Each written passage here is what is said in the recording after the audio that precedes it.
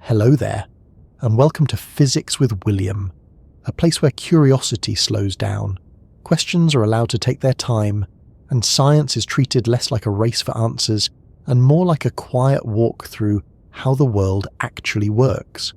Tonight, we're turning our attention to something so small that it slips beneath everyday notice, yet so fundamental that without it, there would be no everyday at all. Everything you can see, everything you can touch, and even a great deal of what you can't, shares a common foundation. Tables, air, skin, stars, screens, and the thoughts forming as you listen are all built from the same basic ingredients. We usually call them atoms, but that word carries more assumptions than it lets on. It's easy to say that everything is made of atoms. It sounds neat, settled, almost boring in its familiarity.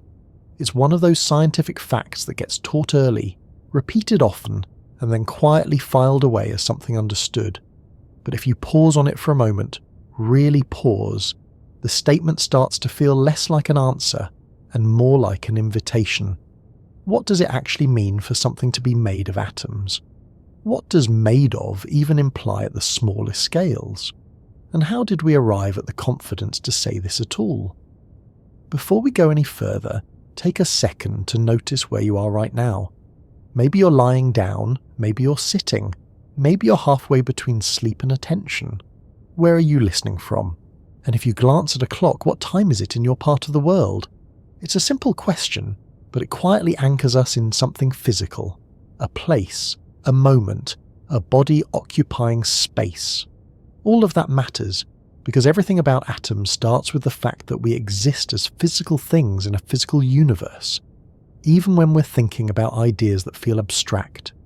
If you find this kind of slow exploration calming, interesting, or just a good way to unwind, you know the routine.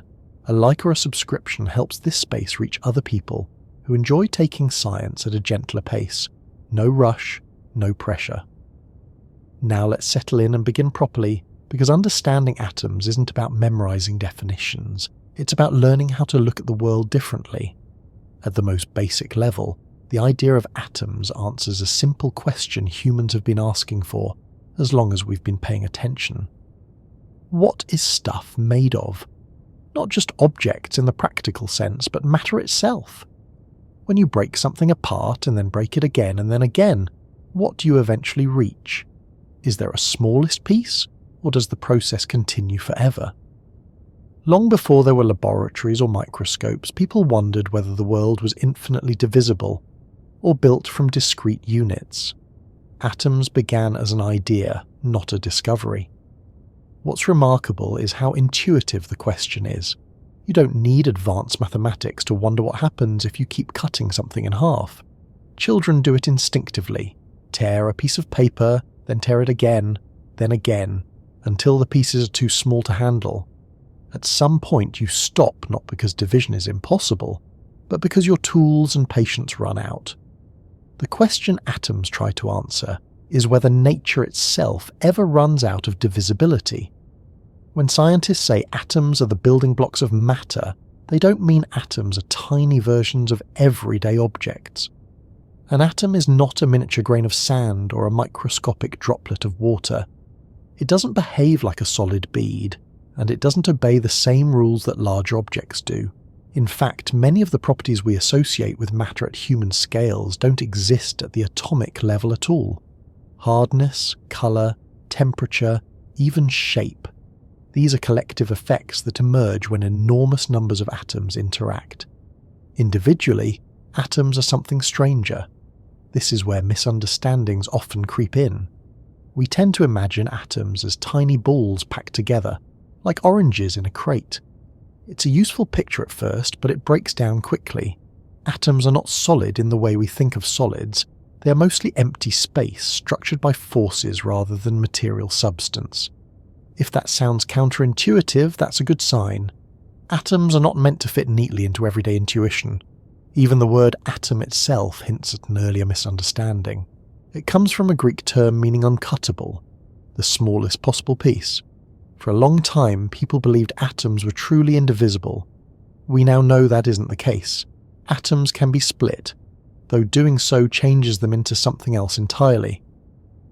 What hasn't changed is the deeper idea behind the word, that matter has a fundamental structure, and that understanding it requires looking far beyond what our senses evolved to handle. One of the reasons atoms feel abstract is that we never encounter them directly.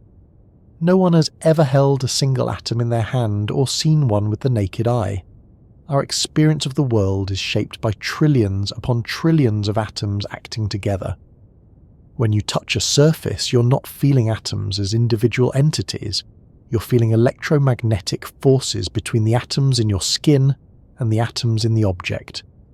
The sensation of solidity comes from repulsion, not contact in the way we usually imagine it. That distinction matters because it reshapes how we think about what it means for something to be real. Atoms are not hypothetical anymore. Their effects are measurable, predictable, and essential to modern technology. Yet they remain deeply unintuitive. They don't sit still. They don't have clear boundaries. They don't behave like objects at rest. They exist in a constant state of motion and interaction, governed by rules that feel more like probabilities than certainties. And still, from this restless, invisible activity, everything stable emerges. Chairs remain chairs. Mountains remain mountains. You remain you, at least for now. The reliability of the everyday world hides the complexity beneath it. Atoms are the reason chemistry works, the reason biology functions, the reason materials have the properties they do.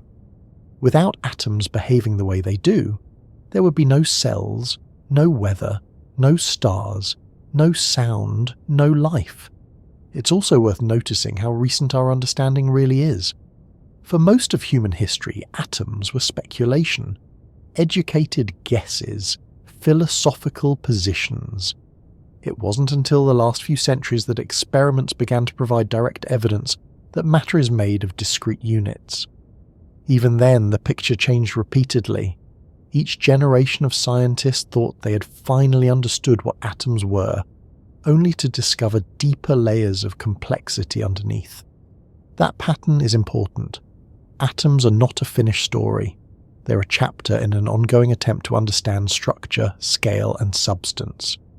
Every time we improve our tools, new questions appear. Every time we think we've reached the bottom, the universe suggests otherwise. What we call atoms today are stable enough to build a world from, but they are not necessarily the final word on what exists. As we move forward, we'll take this apart slowly. We'll look at where the idea of atoms came from, how it survived centuries without proof, and how experiments finally forced it into the realm of evidence. We'll examine what atoms are made of, how they behave, and why their rules feel so different from the rules we're used to. We'll talk about why atoms don't collapse, why they form patterns, and why the same basic ingredients can produce such wildly different results. We'll also spend time on the uncomfortable edges, the places where language struggles, where classical intuition fails, and where explanations become less about pictures and more about relationships. Because understanding atoms isn't about shrinking yourself down to their size. It's about expanding your sense of how reality can behave. For now, all you need to carry forward is this. The world you inhabit is not continuous in the way it appears. Beneath smooth surfaces and solid forms lies an intricate structure built from unimaginably small components, held together by forces that act over empty space, following rules that don't care about human expectations. That structure is not hidden because it's unimportant. It's hidden because it operates at a scale where everyday experience no longer applies. And that's where things start to get interesting, because once we accept that everything is made of atoms, the next question becomes unavoidable. What exactly are these atoms we're so confident about, and how did we come to know they're really there at all? When people say that everything is made of atoms, it often sounds like a slogan rather than a statement that needs unpacking. It feels complete on its own, like a period at the end of a sentence. But in reality, it's more like the beginning of a much longer explanation, one that only starts to make sense once we slow down and ask what each part of that statement actually implies. Everything, made of, and atoms are all doing a lot of work here, and none of them mean quite what we instinctively assume they do. Let's start with the word everything. In everyday language, it's usually a bit of an exaggeration. Everything can mean all the things I care about right now, or everything in this room, or everything I can think of. In physics, when we say everything is made of atoms, we're being more precise, but also more limited. We're talking about ordinary matter, the kind that has mass, occupies space, and is built from the elements listed on the periodic table. That includes rocks, water, air, metal, wood, living tissue, and the devices we use to explore the universe. It also includes gases you can't see, like oxygen and nitrogen, and solids you rarely think about, like the minerals deep inside the Earth. But it does not include everything that exists in the universe. Light, for example, is not made of atoms. Neither are gravitational waves, and most of the mass of the universe, as far as we can tell, is made of something else entirely. Something we call dark matter, which does not behave like atoms at all. So even at the outset, the statement has boundaries. Everything really means everything familiar, everything that makes up the tangible world we interact with directly. That distinction matters because it reminds us that atoms are not the universal substance of reality. They are the substance of matter as we know it. They explain why tables are solid, why water flows, why air exerts pressure, and why chemistry works. They do not explain every phenomenon in physics, and they were never meant to. They are part of a layered understanding of the universe, not the foundation of all existence. Now consider the phrase made of. This is where things become more subtle. When we say a chair is made of wood, we mean something very different from what we mean when we say wood is made of atoms. Wood is a material in the everyday sense. It has grain, texture, weight, colour, and smell. Atoms do not have these properties in the same way. Saying something is made of atoms does not mean that atoms resemble the object in miniature. It means the object's properties emerge from the way enormous numbers of atoms are arranged and interact. This idea of emergence is crucial. Atoms are not tiny bits of chairness, or waterness, or you-ness. An individual atom of carbon is not soft or hard. It is not warm or cold. It does not have a colour you could point to. Those qualities arise only when atoms come together in large numbers, structured in particular ways, exchanging energy, vibrating, colliding, and binding. The solidity of a rock is not located inside any single atom. It is a collective effect produced by forces between atoms. To say something is made of atoms, then, is not to reduce it to something simpler in a dismissive way. It's to explain how complexity arises from simpler rules. It's to say that the behaviour of the whole depends on the relationships between parts, not just the parts themselves. This is why understanding atoms doesn't make the world feel smaller. If anything, it makes it feel more intricate. There is also a temptation to imagine made of as a kind of stacking process, as if atoms are bricks and objects are buildings. While that image can be helpful at first, it quickly becomes misleading. Atoms are not rigid units that lock together like Lego pieces. They are dynamic systems constantly in motion, even in solids that appear completely still. At room temperature, atoms vibrate. Their electrons shift. Energy flows through them. A solid object is not a frozen arrangement of particles, but a constantly active system held in balance. So when you touch a surface, you're not feeling atoms directly. Your hand does not press against a layer of atomic spheres. What you feel is the electromagnetic interaction between the atoms in your skin and the atoms in the object. These forces resist compression, creating the sensation of solidity. In that sense, made of atoms does not mean atoms are the stuff you bump into. It means atoms create the conditions under which bumping into things becomes possible at all. Now, we arrive at the word atoms themselves, which may be the most misleading part of the phrase simply because the word feels so familiar. Most people have a mental picture of an atom, often based on simplified diagrams from school. a small nucleus in the centre, electrons circling around it like planets around a sun. While this image captures a few important ideas, it is not an accurate representation of what an atom actually is. Atoms are not tiny solar systems. Electrons do not orbit the nucleus along neat paths. They exist in regions of probability, described by wave-like equations. An atom is better understood as a structured pattern of energy and forces than as a miniature object. The nucleus itself is incredibly small compared to the overall size of the atom, and yet it contains almost all of the atom's mass. The rest of the atom is a vast region where electrons are likely to be found, but not in any fixed location. This leads to one of the most surprising implications of atomic theory. Matter is mostly empty space. If you could remove all the empty space from the atoms in your body, compressing only the nuclei together, you would be reduced to a speck far smaller than a grain of sand. And yet, despite this emptiness, matter behaves as if it is solid, continuous and substantial. This apparent contradiction is resolved once you realise that emptiness at the atomic scale does not mean absence of influence. Forces operate across that space, shaping behaviour without requiring contact in the everyday sense. Another important clarification is that atoms are not static. They are not eternal, unchanging units that have always existed in their current form. Atoms can be created, transformed and destroyed under the right conditions. In stars, simpler atoms fuse into heavier ones.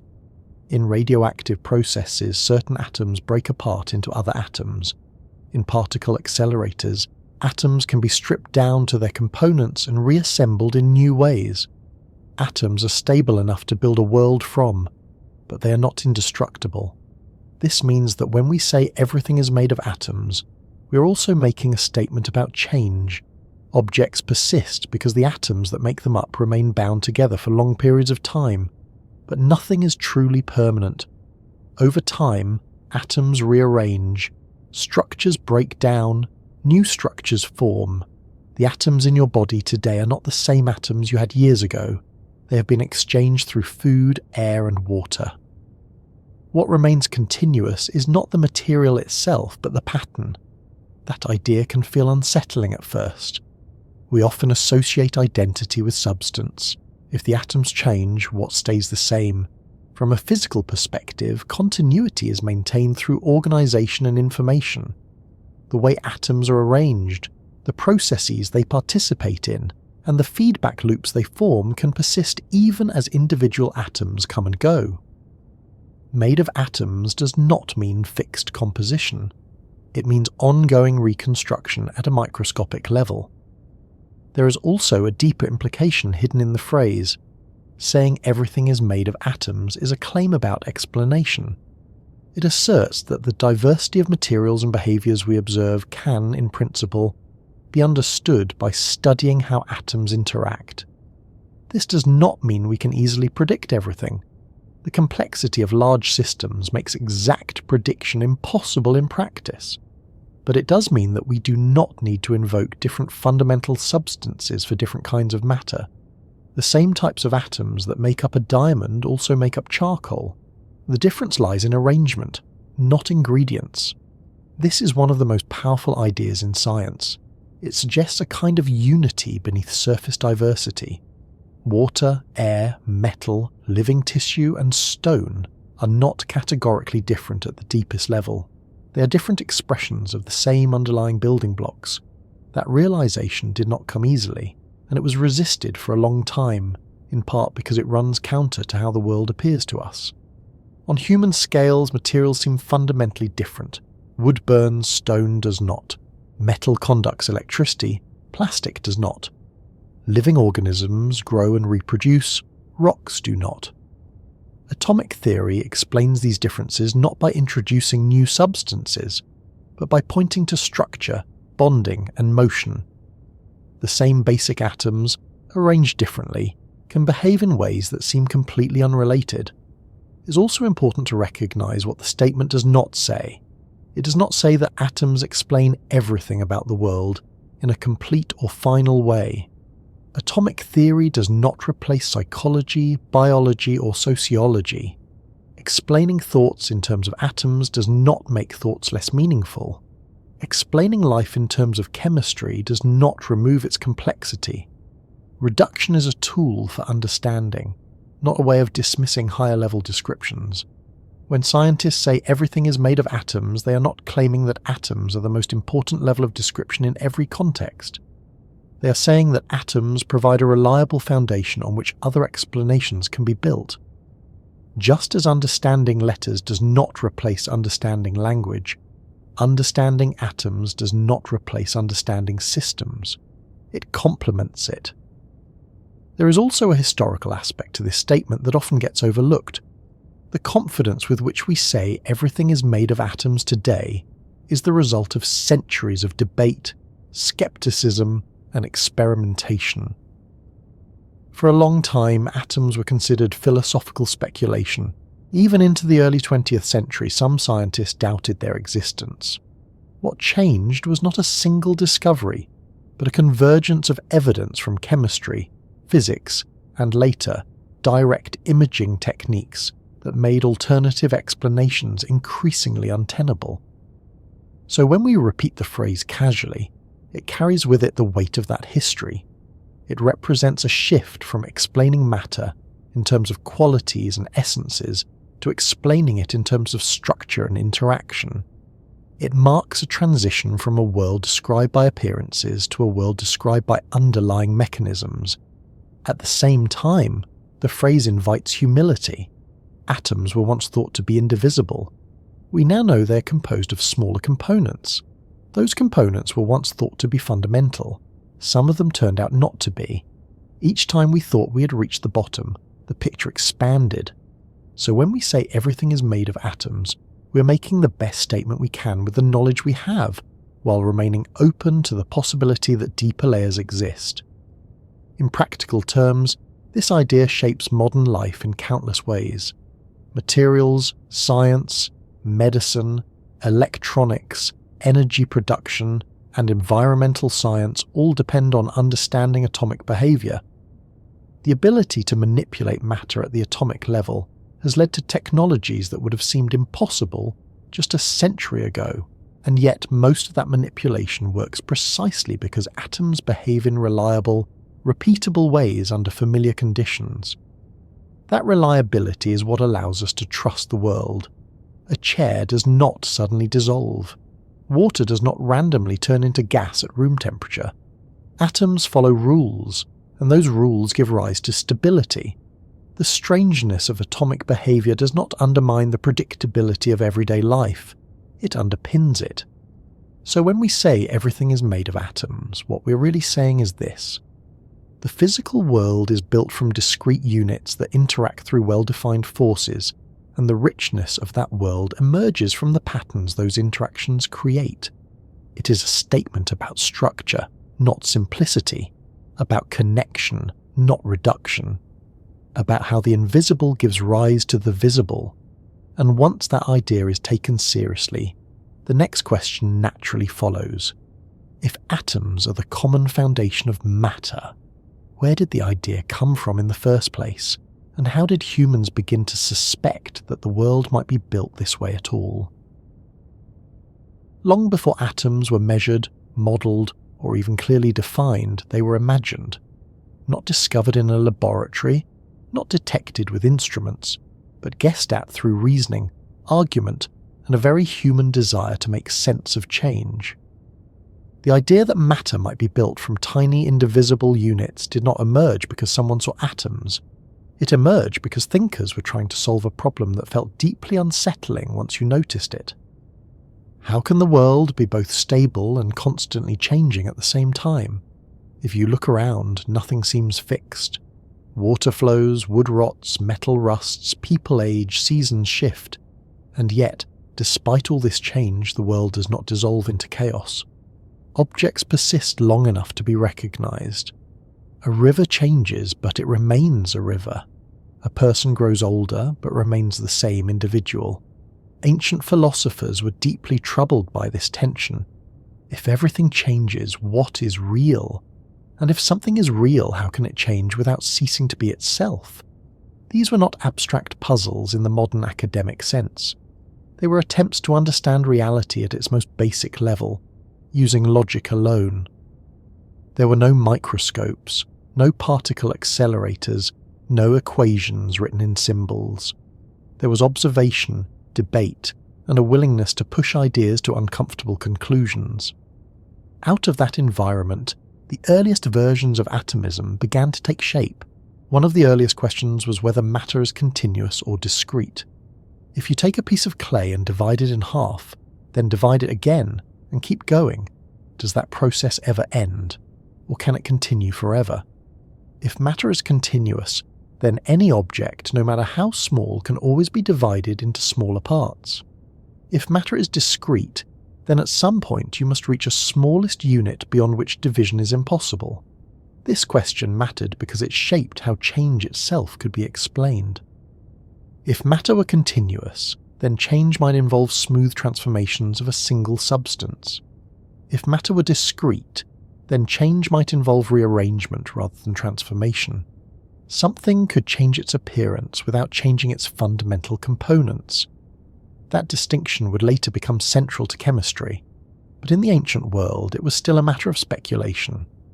In ancient Greece, several competing schools of thought emerged, each offering a different answer. Some philosophers, like Thales and his followers, believed that everything was ultimately made from a single underlying substance, such as water. Others proposed air, fire, or something more abstract.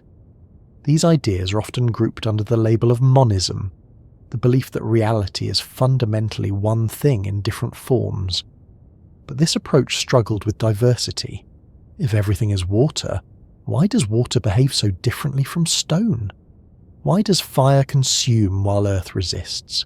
Explaining all observable differences as mere variations of a single substance proved difficult without introducing ad hoc explanations. The world appeared too varied, too structured, to reduce cleanly to one continuous material. Another group of thinkers took the opposite approach and argued that change itself was an illusion. The philosopher Parmenides famously claimed that true being is unchanging, and that motion, division, and transformation are deceptive appearances. According to this view, reality is a single, unbroken whole, and the change we perceive is a trick of the senses. This was a radical position, and it created its own problems. If change is an illusion, how do we account for everyday experience? Why do things seem to move, grow, and decay? Rejecting change entirely felt like giving up on explaining the world as it appears. Yet Parmenides' challenge forced later thinkers to take the problem of change seriously rather than brushing it aside. Atomism emerged as a response to this tension. It offered a way to reconcile permanence and change without denying either. The core idea was simple but bold. Reality is made of tiny, indivisible units that never change in their own nature. These units move through empty space and combine in different ways. Objects change not because their fundamental components change, but because those components rearrange. The most famous early proponents of this view were Leucippus and his student Democritus, working in the 5th century BCE. Of Leucippus, very little is known, and some historians even question whether he was a distinct individual or a figure later associated with Democritus' ideas. Democritus, however, left a clearer imprint. He argued that everything consists of atoms and void. Atoms are solid, indivisible, eternal, and differ only in shape, size, and arrangement. The void is empty space which allows atoms to move. This was a striking departure from earlier thinking. First, it introduced the idea of empty space as something real. Many philosophers resisted the notion of the void, arguing that nothing could not exist. Democritus insisted that without empty space, motion would be impossible. If reality were completely full, nothing could move or rearrange. Change requires room to happen. Second, atomism rejected purpose and intention as fundamental explanations. In many ancient philosophies, Natural phenomena were explained in terms of goals or inherent tendencies. Fire rises because it seeks its natural place. Stones fall because they belong to the earth. Democritus offered a more mechanical view. Atoms move according to necessity, colliding and combining without purpose. The world in this picture is not striving toward an end. It is unfolding according to the properties of its smallest parts. This was deeply unsettling to some thinkers.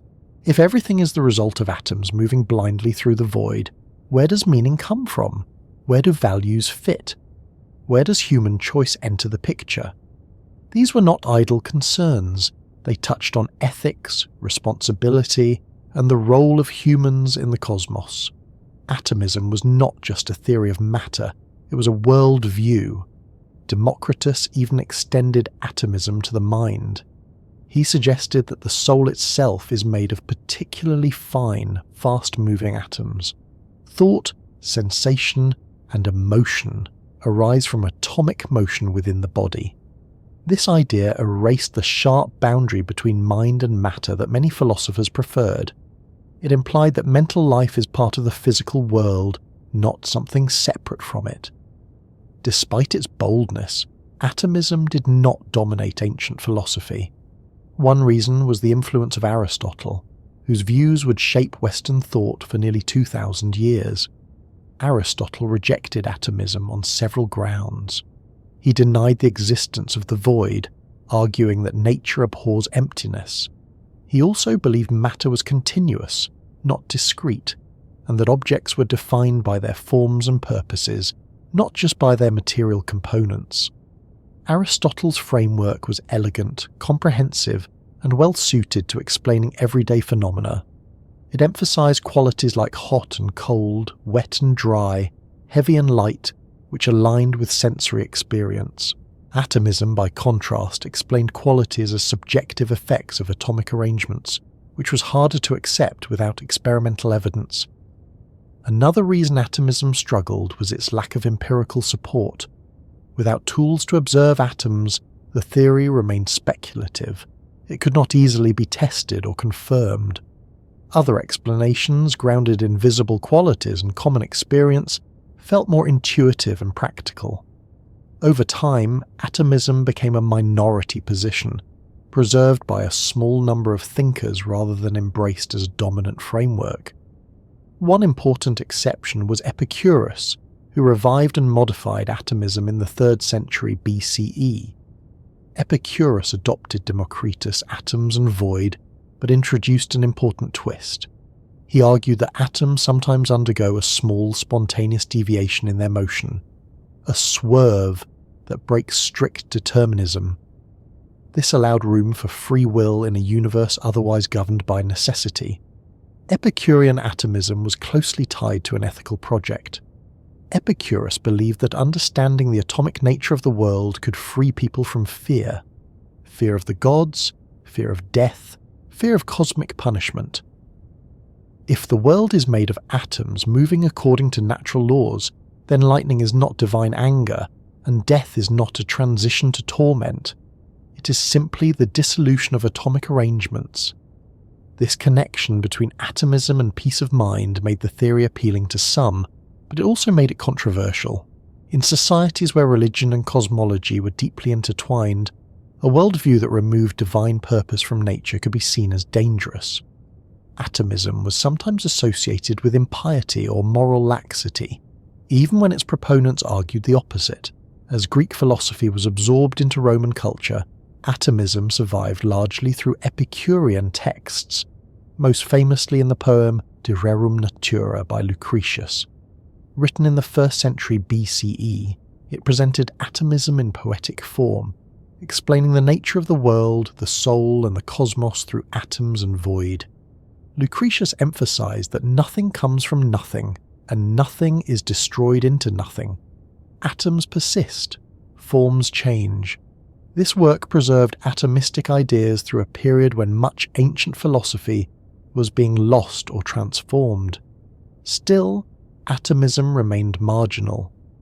With the rise of Christianity and the dominance of Aristotelian thought, in medieval Europe, atomism faded further into the background. The idea of a purposeless mechanical universe clashed with theological views that emphasized creation, design, and divine intention. Yet the idea never disappeared entirely. It lingered as a possibility, a quiet alternative explanation waiting for conditions to change. When experimental science began to emerge in the early modern period, some thinkers rediscovered atomism as a useful framework, not because it was ancient, but because it offered a way to explain material behaviour without appealing to hidden essences or final causes. What's important to recognise is that early atomism was not science in the modern sense, it was philosophy. It relied on reasoning rather than measurement. Its atoms were not the atoms we talk about today. They had no internal structure, no charges, no interactions beyond collision and arrangement, and yet the core intuition was remarkably resilient. Matter is not infinitely divisible. Change can be explained by rearrangement. Stability arises from persistence at a deeper level. These ideas survived centuries of rejection, not because they were proven, but because they solved problems that other frameworks struggled with. They provided a coherent way to think about change without denying permanence, and about diversity without multiplying fundamental substances. They offered a vision of the world that was unified, even if it was unsettling. When modern atomic theory finally emerged, it did not grow directly out of ancient atomism.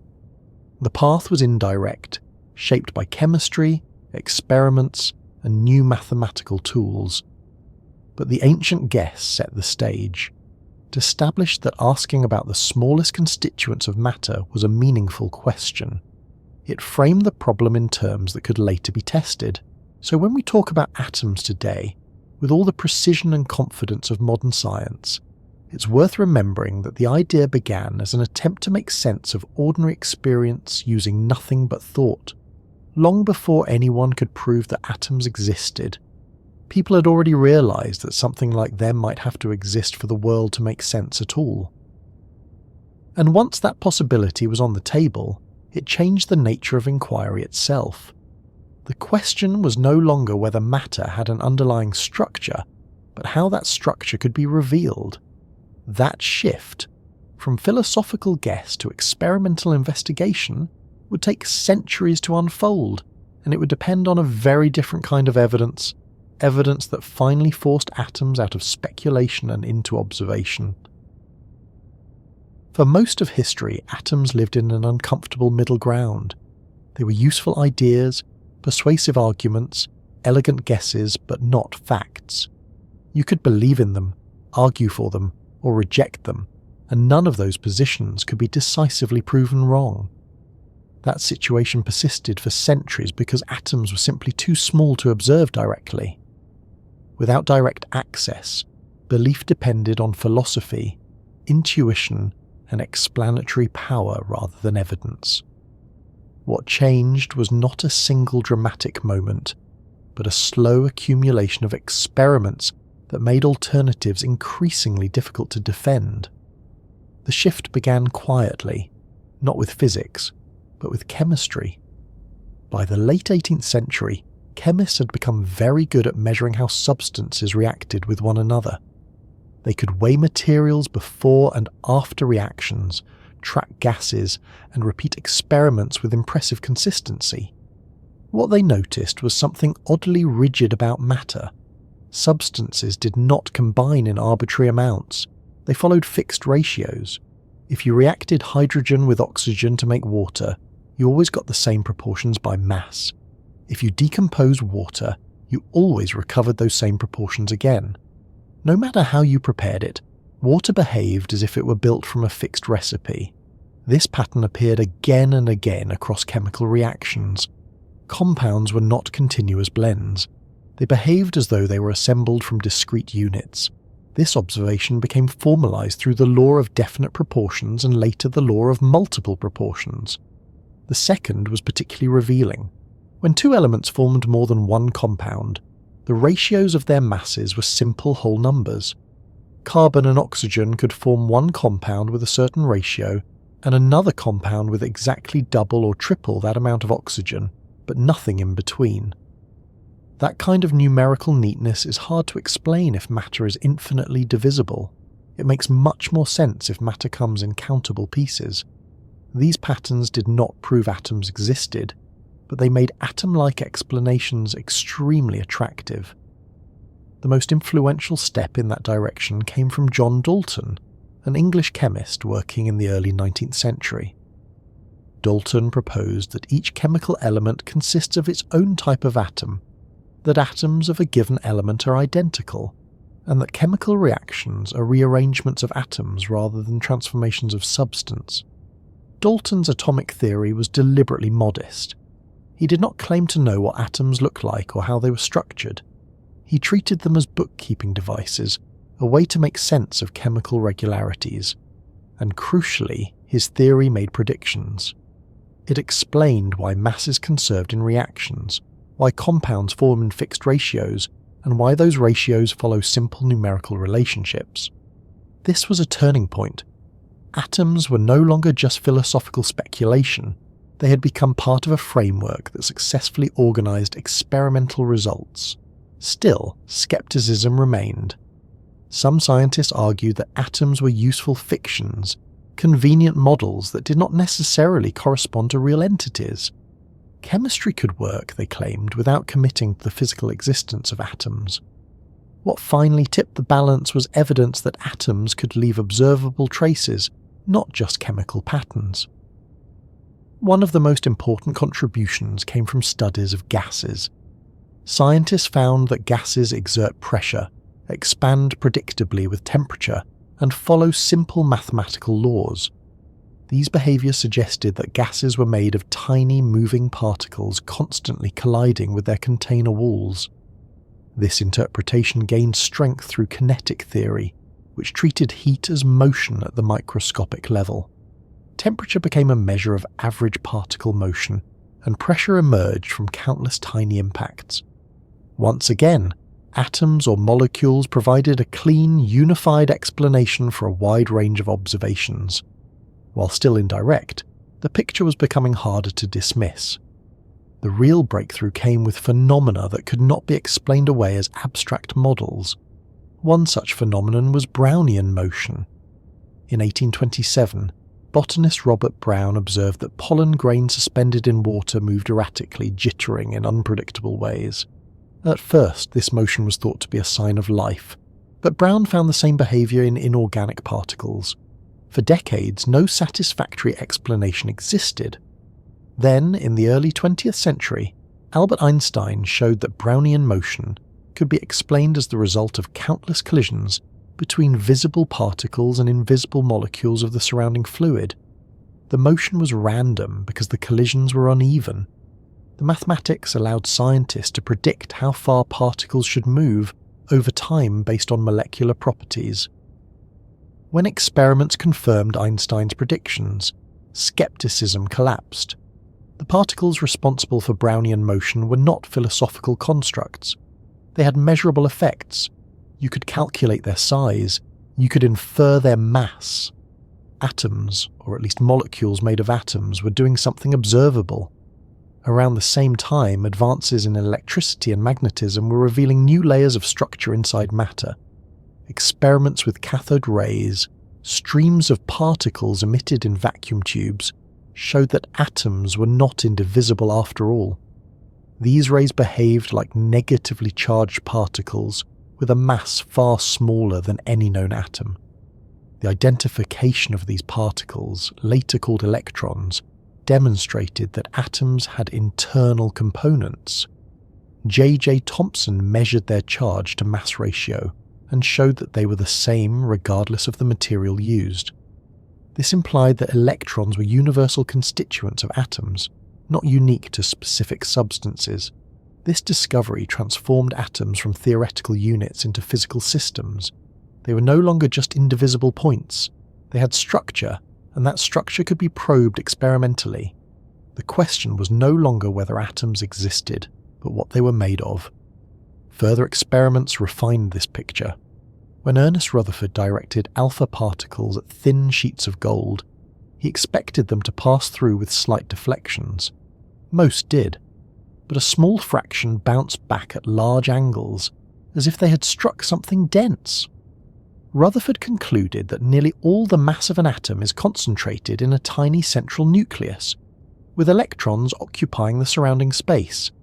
This explained both the experimental results and the surprising emptiness of matter. Atoms were mostly empty space, yet structured in a way that produced stable behaviour. At this point, atoms had become unavoidable. They were not optional interpretations. They were necessary components of any explanation that fit the data. Chemistry, gas behaviour, electrical phenomena, and radiation all pointed to the same conclusion.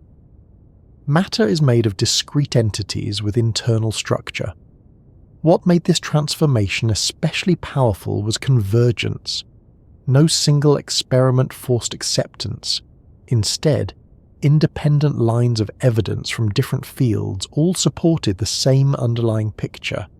When multiple methods, instruments, and theories all lead to the same conclusion, confidence grows rapidly. By the early 20th century, skepticism about atoms had largely vanished among scientists. The debate had shifted. Instead of arguing about existence, researchers focused on refining models, measuring properties, and understanding interactions. Atoms had moved from belief to evidence, from hypothesis to foundation. It's important to notice what this transition did not do. It did not make atoms visible in the everyday sense. Scientists still could not see atoms directly. What changed was the quality of inference. Atoms produced consistent, quantifiable effects that could be measured, predicted, and manipulated. They behaved like real things because they acted like real things. This distinction matters because science often operates through indirect access. We accept the existence of many things we cannot see directly, not because of faith, but because their effects are too structured to ignore. Gravity, magnetic fields, and subatomic particles all fall into this category. Atoms joined that list when the evidence became overwhelming. Another important shift was methodological.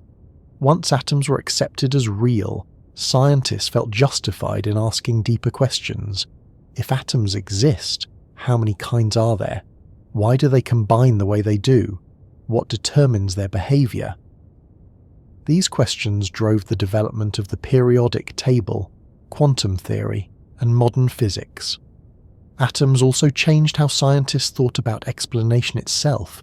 Instead of describing materials in terms of qualities like hardness or colour, explanations increasingly focused on arrangement, bonding, and interaction. Properties became outcomes rather than primitives. This approach proved extraordinarily powerful, allowing scientists to design new materials, predict reactions, and manipulate matter with increasing precision. At the same time, the story remained incomplete. Early atomic models were crude by modern standards. Electrons were imagined as particles orbiting a nucleus, a picture that would soon be replaced by more abstract descriptions. Each advance revealed limitations in the previous understanding. Atoms were real, but not simple. This pattern, acceptance followed by revision, became a defining feature of atomic science. Evidence did not produce a final picture. It produced a framework that could evolve. As instruments improved and theories deepened, atoms became stranger, not more familiar. Their behaviour resisted classical intuition. Probability replaced certainty. Structure replaced solidity. Still, the core achievement remained. Atoms were no longer guesses. They were participants in experiments, actors in measurable processes. You could count them indirectly, track their motion, and predict their influence. The world's smallest building blocks had left philosophical debate and entered empirical science. That transition reshaped not just physics and chemistry, but the way humans understood matter itself. The world was no longer continuous and qualitative at its base. It was discrete, structured, and governed by rules that applied universally. From that point forward, explaining matter meant explaining atoms. And once atoms were established as real entities with internal structure, a new question became unavoidable. If atoms are not indivisible, if they contain parts arranged in specific ways, then what exactly does an atom look like on the inside, and how do those internal components give rise to the behaviour we observe? Once atoms were accepted as real, curiosity immediately turned inward. It was no longer enough to say that matter was made of atoms. The next question followed naturally and relentlessly. What is an atom actually like inside? If atoms were not indivisible, if they could be split or probed and made to reveal structure, then they were not just abstract units, they were systems. And like any system, their behaviour depended on how their parts were arranged and how those parts interacted. The earliest atomic models were simple out of necessity. Scientists knew atoms existed because their effects were measurable, but they had very little information about internal structure. What they did know came from experiments involving electricity, radiation, and matter under extreme conditions. These experiments suggested that atoms contained smaller charged components, and that those components behaved in ways that did not match classical expectations. One of the first clues came from the discovery of the electron. Electrons were found to be negatively charged particles emitted from atoms under certain conditions. Crucially, they appeared identical regardless of the material they came from. This suggested that electrons were not unique features of specific substances, but universal components of all atoms. That alone implied internal structure. If electrons could be removed, then atoms were not solid indivisible entities. They had parts that could be separated. At this stage, scientists attempted to construct pictures of the atom that fit the available evidence. One early idea imagined atoms as spheres of positive charge with the electrons embedded throughout, somewhat like raisins in a pudding. This model accounted for overall electrical neutrality and explained why electrons could be extracted. But it had weaknesses. It could not explain certain scattering experiments, nor could it account for the stability of atoms under a wide range of conditions. The picture changed dramatically when experiments showed that atoms contained a tiny, dense, positively charged centre.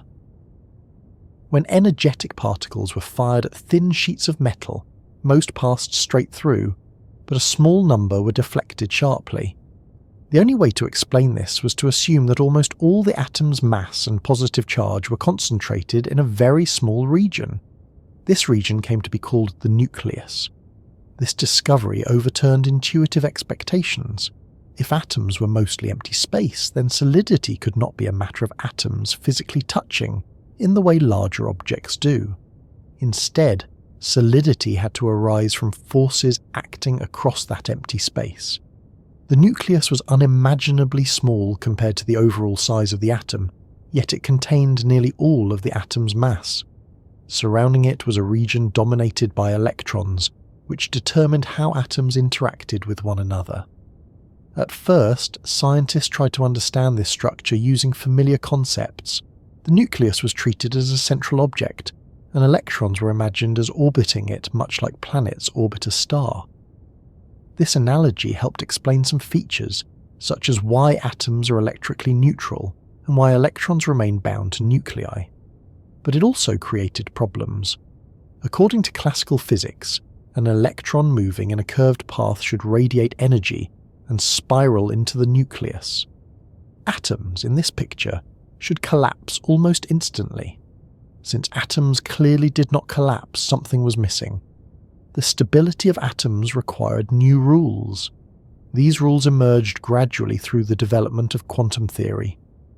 Instead of treating electrons as tiny particles following definite paths, scientists began to describe them in terms of probabilities. An electron was no longer something that orbited the nucleus like a planet. It was something that existed in a region of space, described by a mathematical function that gave the likelihood of finding it in a particular location. This shift was not merely technical. It changed what it meant to look inside an atom. The interior of an atom is not a miniature mechanical system with parts moving along well-defined trajectories. It is a structured pattern of energy, governed by constraints that have no counterpart at human scales. Asking where an electron is inside an atom is not like asking where a marble is inside a box. The question itself has to be reformulated. At the centre of the atom, the nucleus introduced another layer of complexity. Early on, it was known to be positively charged and massive, but its internal composition was unclear. Over time, it became apparent that the nucleus itself was made of smaller components, primarily protons and neutrons. Protons carried positive charge, balancing the negative charge of the electrons. Neutrons carried no charge but contributed mass and stability. The existence of neutrons explained why atoms of the same element could have different masses. These variants, called isotopes, had the same number of protons but different numbers of neutrons. Chemically, they behaved almost identically, because chemistry is governed largely by electrons. Physically, however, their differences mattered, especially in nuclear reactions. This distinction highlighted an important division inside the atom. The nucleus governs mass, identity, and nuclear behavior. The electrons govern chemistry, bonding, and most interactions between atoms. When you burn something, dissolve it, or bend it, you're rearranging electrons. When you split an atom, you're changing the nucleus itself. Understanding this separation helps clarify why atoms behave the way they do. The nucleus is held together by forces that act over extremely short distances and are much stronger than the electromagnetic forces that govern electron behavior. Under ordinary conditions, nuclei remain unchanged.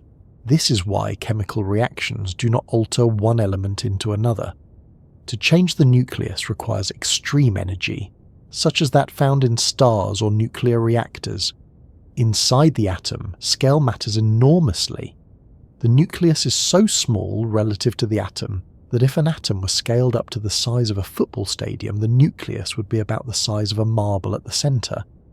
The electrons would occupy the space of the stadium, not as points flying around, but as diffuse regions where their presence is statistically likely. Most of the atom is not filled with matter in the usual sense. It is structured emptiness shaped by forces. This emptiness is not inert. It is where interactions happen. When atoms approach one another, it is their electron regions that interact first.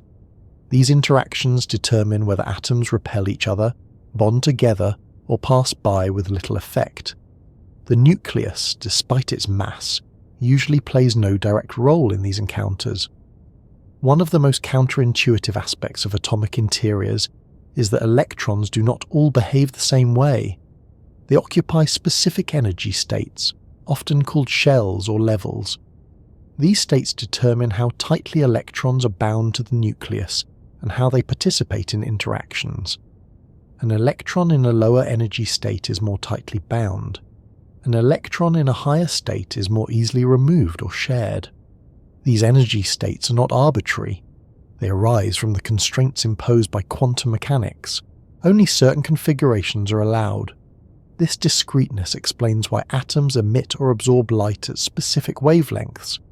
When an electron moves between energy states, it must release or absorb a precise amount of energy. This produces characteristic spectral lines that serve as fingerprints for different elements. Spectroscopy, the study of these spectral lines, became one of the most powerful tools for probing atomic interiors. By analysing the light emitted or absorbed by atoms, scientists could infer details about their internal structure without ever seeing them directly. Each element produced a unique pattern, reflecting the arrangement of its electrons and the charge of its nucleus. This was another way atoms became real, not through direct visualization, but through consistent, reproducible signatures. You could identify an element in a distant star by its spectrum. You could measure atomic properties by studying light. The interior of the atom left traces in the world that could be read with the right tools. As models improved, it became clear that classical language was increasingly inadequate. Words like orbit, position, and trajectory lost their usual meanings. Instead, atoms had to be described using mathematical frameworks that prioritized relationships over pictures. This did not make atoms less real. It made them less familiar. It also revealed that atomic interiors are governed by rules that do not scale up. You cannot understand atoms by shrinking everyday objects. The logic of the small is not a smaller version of the logic of the large. Concepts like certainty, continuity, and determinism have to be modified. Inside the atom, probability is fundamental, not a placeholder for ignorance.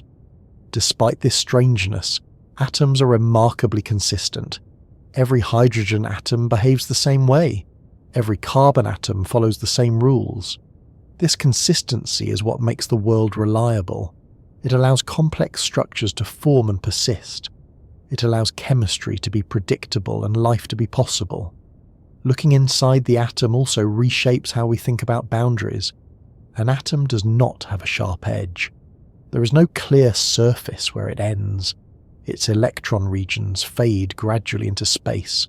When atoms bond, these regions overlap. The distinction between one atom and another becomes blurred. In that sense, atoms are less like isolated objects and more like interacting fields. This blurring is not a flaw in our understanding. It is a feature of reality at small scales. The idea that objects have precise boundaries is a useful approximation at human scales, but it does not hold at the atomic level. Matter is defined by interaction patterns, not by hard surfaces. As our first look beneath the surface shows, atoms are neither simple nor intuitive. They are structured systems composed of smaller components, governed by rules that challenge everyday assumptions. They are mostly empty, yet responsible for solidity. They are stable, yet dynamic. They are discrete, yet their boundaries are fuzzy. And still, this complexity is only the beginning. Understanding the internal structure of atoms explains their existence and stability, but it does not yet explain their diversity. Why are there so many different kinds of atoms? What determines whether an atom behaves like hydrogen, or iron, or gold? To answer that, attention must shift to the part of the atom that defines identity itself, the nucleus, and the specific arrangements that distinguish one element from another. When scientists first realized that atoms had internal structure, the nucleus immediately stood out as something extraordinary. It was not just another component tucked inside an already small object.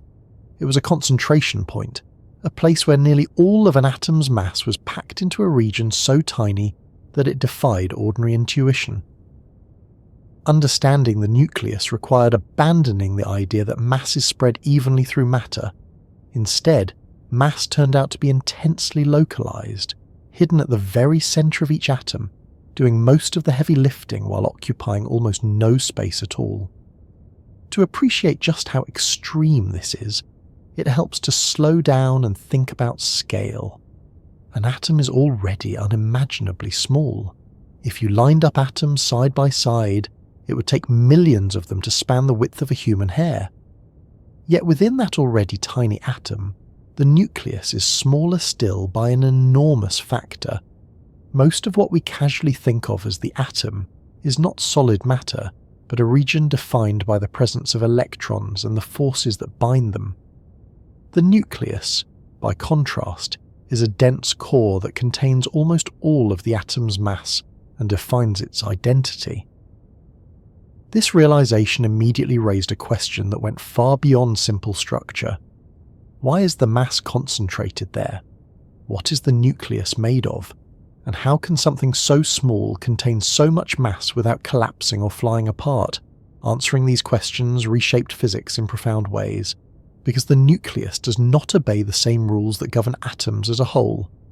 The earliest nuclear models treated the nucleus as a compact lump of positive charge, introduced mainly to explain experimental results. But as researchers probed deeper, it became clear that the nucleus was not a featureless blob. It had its own internal components and its own internal forces, distinct from the electromagnetic forces that dominate atomic interactions. The nucleus was not just smaller-scale chemistry, it was a different regime of physics altogether. The first step toward understanding the nucleus came with the identification of protons. Protons carry a positive electric charge equal in magnitude to the negative charge of electrons. This made them natural candidates for balancing atomic charge. An atom with 1 proton in its nucleus has 1 electron surrounding it. An atom with 6 protons has 6 electrons, and so on. This simple numerical relationship explained why atoms are electrically neutral and why different elements behave differently. The number of protons became the defining feature of an element, but protons alone could not explain nuclear mass. Early measurements showed that protons accounted for only about half of the mass of most nuclei. Something else had to be there, something that contributed mass without adding charge. This puzzle was solved with the discovery of the neutron. Neutrons have nearly the same mass as protons but carry no electric charge. Together, protons and neutrons form the nucleus. This discovery immediately clarified several lingering mysteries. It explained why atoms of the same element could have different masses. These variants, now known as isotopes, differ only in the number of neutrons in their nuclei. Chemically, isotopes behave almost identically, because chemical behavior is governed by electrons. Physically, however, isotopes can differ in stability, radioactivity, and nuclear behavior. The nucleus, then, is a collection of protons and neutrons bound tightly together. But this description introduces a serious problem. Protons all carry positive charge, and like charges repel. If you bring 2 protons close together, they push each other apart strongly. Inside a nucleus, many protons are packed into an extremely small volume. By ordinary electromagnetic reasoning, the nucleus should tear itself apart almost instantly. The fact that it does not tells us that another force is at work. This force is now known as the strong nuclear force. It is one of the fundamental interactions of nature, and it behaves very differently from forces we encounter in everyday life. The strong force is incredibly powerful, far stronger than electromagnetism, but it acts only over extremely short distances. At distances comparable to the size of a nucleus, it overwhelms the repulsion between protons and binds protons and neutrons together. This balance is delicate. If the strong force was slightly weaker, nuclei would not hold together. If it were slightly stronger, nuclear reactions would proceed very differently, and the universe would not look the way it does. The structure of matter as we know it depends critically on this precise balance between attraction and repulsion inside the nucleus. Neutrons play a crucial role here. Although they carry no charge, they participate fully in the strong force. They act as stabilizers, adding binding without increasing electrical repulsion. This is why heavier nuclei tend to require more neutrons than protons. As the number of protons increases, so does their mutual repulsion, and additional neutrons are needed to hold the nucleus together. This insight also explains why not all combinations of protons and neutrons are stable. Some nuclei fall apart spontaneously. This process is known as radioactive decay. When a nucleus is unstable, it can emit particles or energy in an attempt to reach a more stable configuration. Radioactivity is not a chemical phenomenon. It is a nuclear one, governed by forces and rules that operate deep inside the atom. Understanding radioactive decay revealed that nuclei are dynamic systems, not static objects. Even when they appear stable on human timescales, they exist in a delicate balance of forces. Some nuclei are stable for billions of years, others last fractions of a second. This range of behavior arises from subtle differences in nuclear structure and energy. Energy is a key concept here. Binding protons and neutrons together requires energy, but once bound, the nucleus has less energy than the same particles separated. This difference is known as binding energy. It is a measure of how tightly the nucleus is held together. The greater the binding energy per particle, the more stable the nucleus. This idea has far-reaching consequences. It explains why nuclear reactions can release enormous amounts of energy. In processes like nuclear fission and fusion, nuclei rearrange into configurations with higher binding energy per particle. The excess energy is released, often in dramatic ways. This is the source of energy in stars and the basis of nuclear power. In stars, light nuclei fuse together under extreme temperature and pressure. Hydrogen nuclei combine to form helium, releasing energy that makes stars shine. Over time, heavier elements are formed in stellar cores and during explosive events like supernovae. The atoms that make up your body were forged through these nuclear processes. In a very literal sense, the nucleus connects everyday matter to cosmic history. The nucleus also defines the limits of the periodic table. Each element corresponds to a specific number of protons. Add one proton to a nucleus, and you change the element entirely. Remove one, and you get something else. This proton count, called the atomic number, is what distinguishes hydrogen from helium, carbon from nitrogen, gold from mercury.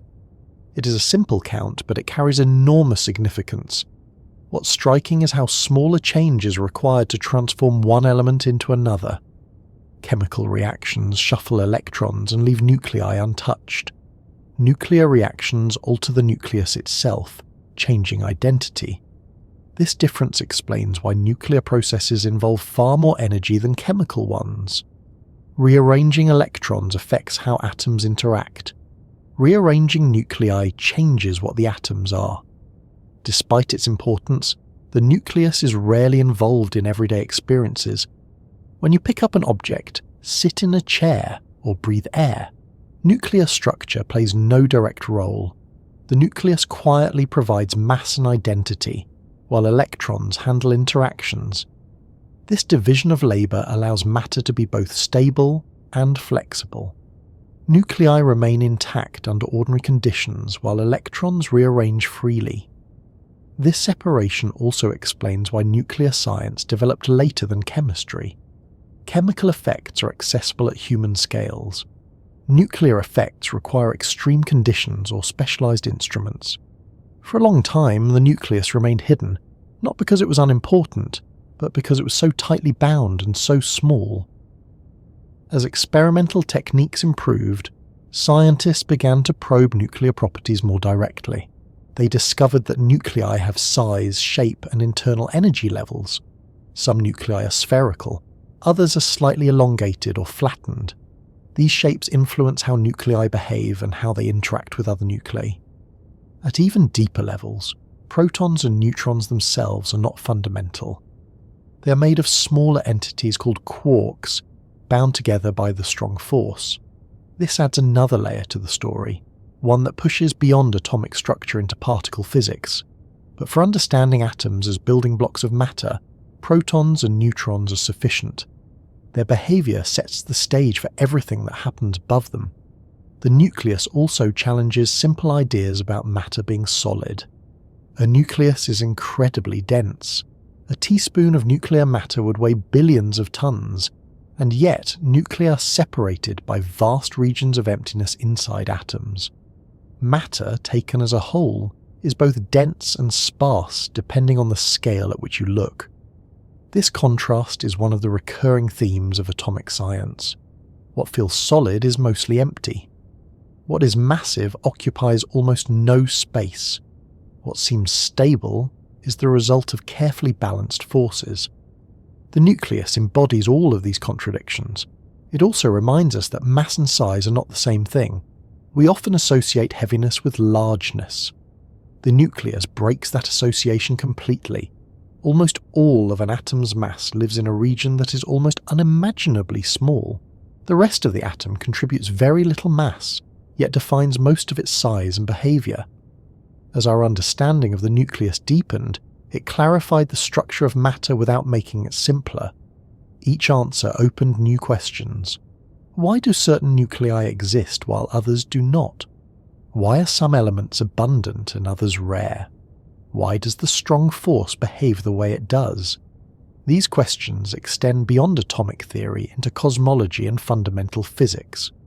For now, what matters is the role the nucleus plays in the atom. It anchors the atom's mass. It defines its identity. It remains mostly unchanged while electrons come and go.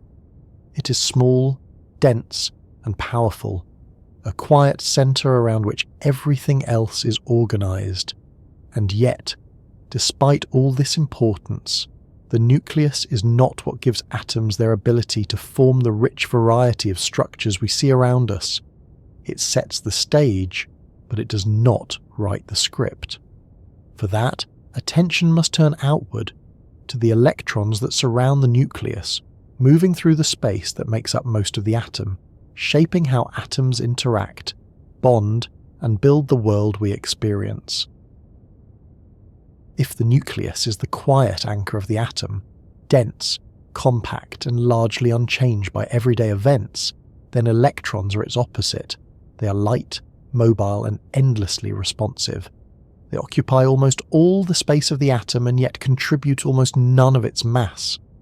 They are the reason atoms interact, the reason matter has texture, colour, rigidity, and chemistry.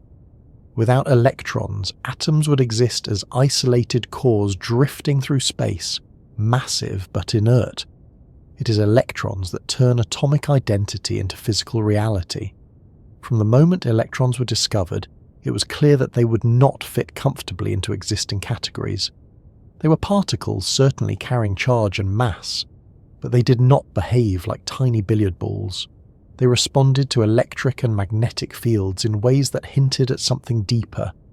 They could be accelerated, deflected, emitted, and absorbed, but their motion resisted simple description. The more carefully scientists tried to pin them down, the more their behavior seemed to blur. Electrons are extraordinarily light. Compared to a proton, an electron's mass is smaller by a factor of about 1800. This imbalance explains why the nucleus dominates atomic mass, but it also explains why electrons are so sensitive to their environment. A small change in energy can dramatically alter an electron's behavior. This sensitivity is what allows atoms to interact with one another so readily. It is also what makes electron behavior central to nearly all physical and chemical processes. Despite their small mass, electrons are not insignificant. Their negative charge plays a crucial role in shaping the structure of matter. Electrical neutrality arises because the number of electrons surrounding a nucleus balances the number of protons within it. But beyond balance, it is the arrangement and motion of electrons that determine how atoms bond, how molecules form, and how materials behave. Early attempts to describe electrons treated them as classical particles orbiting the nucleus. This seemed reasonable at first. Planets orbit stars, electrons orbit nuclei. The analogy provided a mental foothold, but it quickly ran into trouble. Classical physics predicted that orbiting electrons should lose energy continuously and spiral inward. Atoms should collapse in a fraction of a second. Since atoms clearly did not collapse, the model was incomplete. The solution required abandoning the idea that electrons follow well-defined paths. Instead, electrons had to be described using a framework that combined particle-like and wave-like behavior. This was not a compromise. It was a fundamental shift. Electrons are not sometimes particles and sometimes waves. They are entities whose behavior cannot be captured fully by either category alone. In this new description, electrons are represented by wave functions. These are not physical waves in space like ripples on water. They are mathematical objects that encode probabilities. A wave function tells you where an electron is likely to be found if you look for it. It does not tell you where the electron is when you're not looking.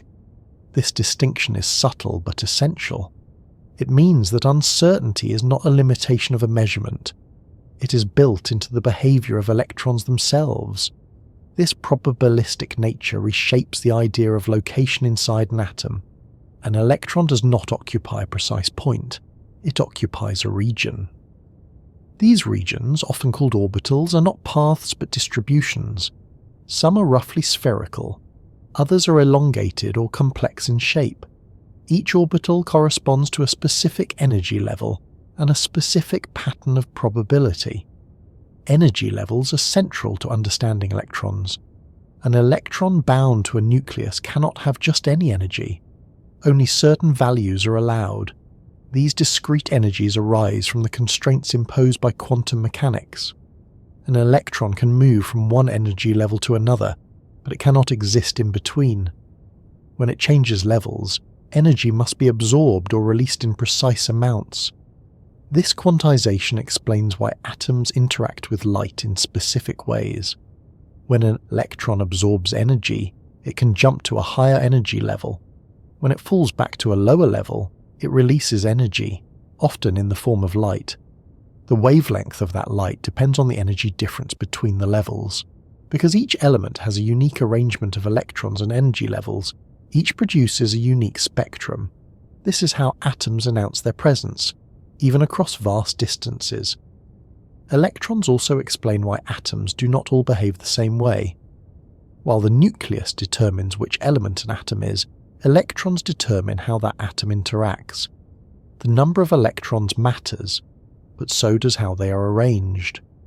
Electrons fill orbitals in a specific order, dictated by energy considerations and by rules that limit how many electrons can occupy a given state. One of these rules is particularly important. No two electrons in the same atom can occupy exactly the same quantum state. This restriction, known as the exclusion principle, has far-reaching consequences. It explains why electrons spread out into different orbitals instead of all collapsing into the lowest energy state. It explains the layered structure of atoms, and it explains why matter takes up space at all. Without this principle, electrons would pile into the lowest possible energy configuration. Atoms would shrink dramatically. The structures that make solids rigid would not exist. The exclusion principle forces electrons to occupy distinct states, creating effective volume and resistance to compression. What feels like solidity is, at a deep level, a consequence of electrons being forbidden from sharing the same state. Electrons are also responsible for chemical bonding. When atoms approach one another, their electrons interact. In some cases, atoms share electrons, creating covalent bonds. In others, electrons are transferred, creating ions that attract one another through electric forces. In still other cases, electrons move freely through a lattice of atoms, as in metals. Each of these bonding types arises from the same underlying behavior of electrons responding to energy and charge. The versatility of electrons is remarkable. The same particle, obeying the same rules, can give rise to materials as different as diamond and graphite, water and ice, copper and glass. The difference lies not in the electrons themselves, but in how they are arranged and constrained. Small changes in electron configuration can lead to dramatic changes in macroscopic properties. Electrons also determine how matter responds to external influences. Electric currents are flows of electrons. Magnetic properties arise from electron motion and spin. Heat conduction involves electrons transferring energy. Even the color of an object depends on how electrons absorb and emit light. When you see a red apple, you're seeing the result of electrons interacting with photons in a specific way. Another aspect of electrons that defies intuition is their constant activity. Even in the lowest energy state, electrons are not at rest. They possess what is known as zero-point energy, a minimum amount of motion enforced by quantum uncertainty. An electron confined to a small region cannot have both precisely defined position and momentum. This uncertainty ensures that electrons never become completely motionless. This perpetual motion does not lead to instability. Instead, it contributes to the stability of atoms. If electrons could sit perfectly still at the nucleus, atoms would behave very differently. The balance between confinement and motion is what allows electrons to remain bound without collapsing. Electrons also possess an intrinsic property known as spin. Despite the name, spin is not literal rotation. It is a quantum property that gives rise to magnetic effects and influences how electrons interact. Spin adds another layer of structure to atomic behavior, affecting how electrons pair up and how materials respond to magnetic fields. Spin plays a critical role in the organization of electrons within atoms. Electrons tend to pair with opposite spins, lowering energy and increasing stability. These pairing patterns influence chemical behavior, determining which atoms readily bond and which remain inert. The entire structure of the periodic table reflects underlying electron configurations shaped by spin and energy constraints.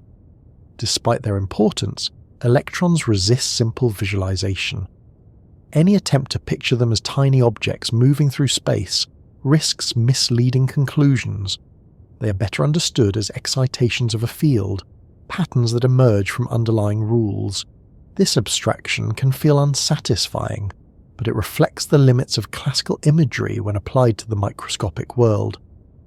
What makes electrons especially interesting is how directly they connect atomic scale behavior to human scale experience.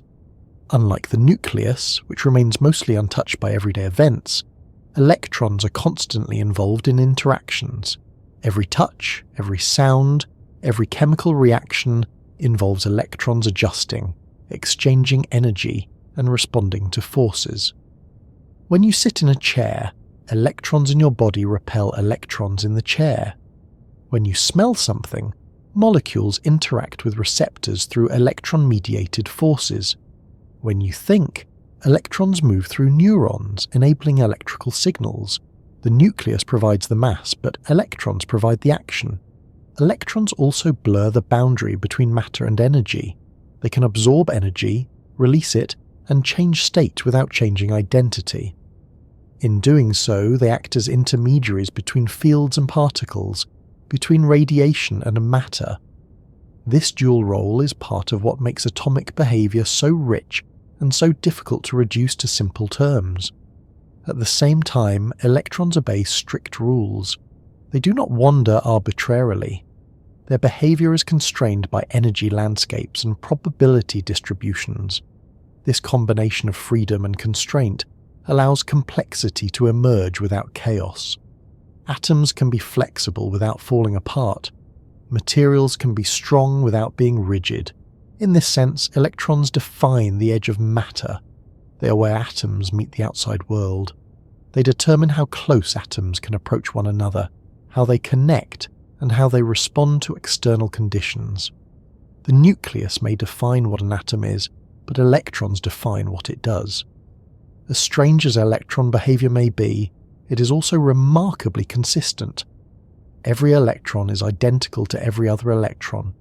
They have the same charge, the same mass, the same spin. This uniformity ensures that the rules governing atoms apply everywhere in the universe. A hydrogen atom behaves the same way on Earth as it does in a distant galaxy. Understanding electrons does not make the world feel less solid. It explains why solidity exists at all. It reveals that what we experience as firmness, resistance, and texture arises from interactions at scales far smaller than we can see. The restless motion of electrons, governed by probabilistic rules, gives rise to the stability we rely on, and yet electrons do not act alone. Their behavior is shaped by the nucleus they surround, and by the presence of other electrons. Atoms are not isolated systems in practice.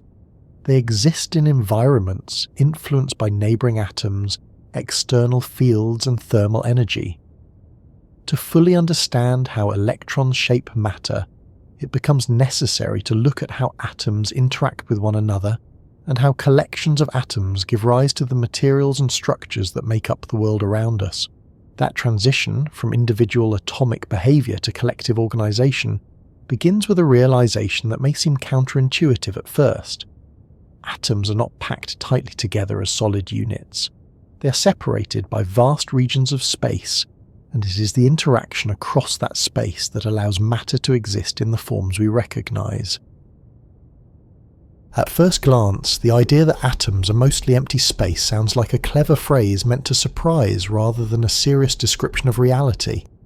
It feels like one of those facts that gets repeated because it's counterintuitive, not because it actually helps us understand anything.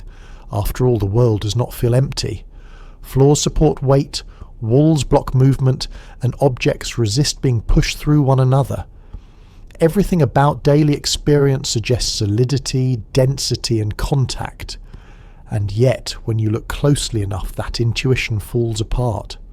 The emptiness of atoms is not a metaphor. It is a direct consequence of how mass, charge and forces are distributed at very small scales. Once the internal structure of atoms became clear, it was impossible to avoid the conclusion. Almost all of an atom's mass is confined to its nucleus, and that nucleus occupies a vanishingly small fraction of the atom's total volume. The rest of the atom is a region defined not by material substance, but by the behaviour of electrons and the forces they generate. To understand what mostly empty really means here, it helps to separate two ideas that are often blended together. One is matter as substance, something with mass. The other is matter as structure, something that occupies space and resists intrusion. At the atomic level, these two come apart. The mass is concentrated in one place. The resistance comes from interactions that operate across space. If you could somehow isolate a single atom and magnify it enormously, the nucleus would appear as a tiny dense speck at the centre, while the surrounding region would be almost entirely devoid of mass. This surrounding region is not empty in the sense of being irrelevant. It is where electrons exist, where forces act, and where interactions occur. But in terms of mass density, it is extraordinarily sparse. This imbalance is extreme. The nucleus is roughly 100,000 times smaller in radius than the atom itself. Volume scales with the cube of radius, which means the nucleus occupies less than 1/1,000,000,000th of the atom's volume. And yet, it contains more than 99.9% of the atom's mass. That ratio alone forces a re-evaluation of what we mean by matter-filling space. So why does this not show up in everyday experience? Why doesn't your hand pass through a table if both are mostly empty space? The answer lies in how forces work at small scales. When two objects come close to one another, their atoms do not interpenetrate freely. Instead, the electron regions of the atoms interact long before the nuclei ever come near each other. These interactions are governed primarily by electromagnetic forces. Electrons carry negative charge, and like charges repel. When atoms approach, the electron clouds around them begin to overlap. This overlap leads to strong repulsive forces that prevent further compression. These forces increase rapidly as atoms are pushed closer together. What you feel as solidity is not contact between solid pieces of matter. It is the resistance created by electromagnetic repulsion and quantum constraints. Another key factor is the exclusion principle, which prevents electrons from occupying the same quantum state. When atoms are forced together, their electrons cannot simply merge into the same configuration. They must rearrange into higher energy states, which requires energy. This energetic cost manifests as resistance. It becomes harder and harder to push atoms closer together, because doing so requires forcing electrons into unfavourable arrangements. This combination of electromagnetic repulsion and quantum restriction creates the impression of impenetrability. Objects feel solid not because they are filled with matter throughout, but because their atomic structures strongly resist overlap.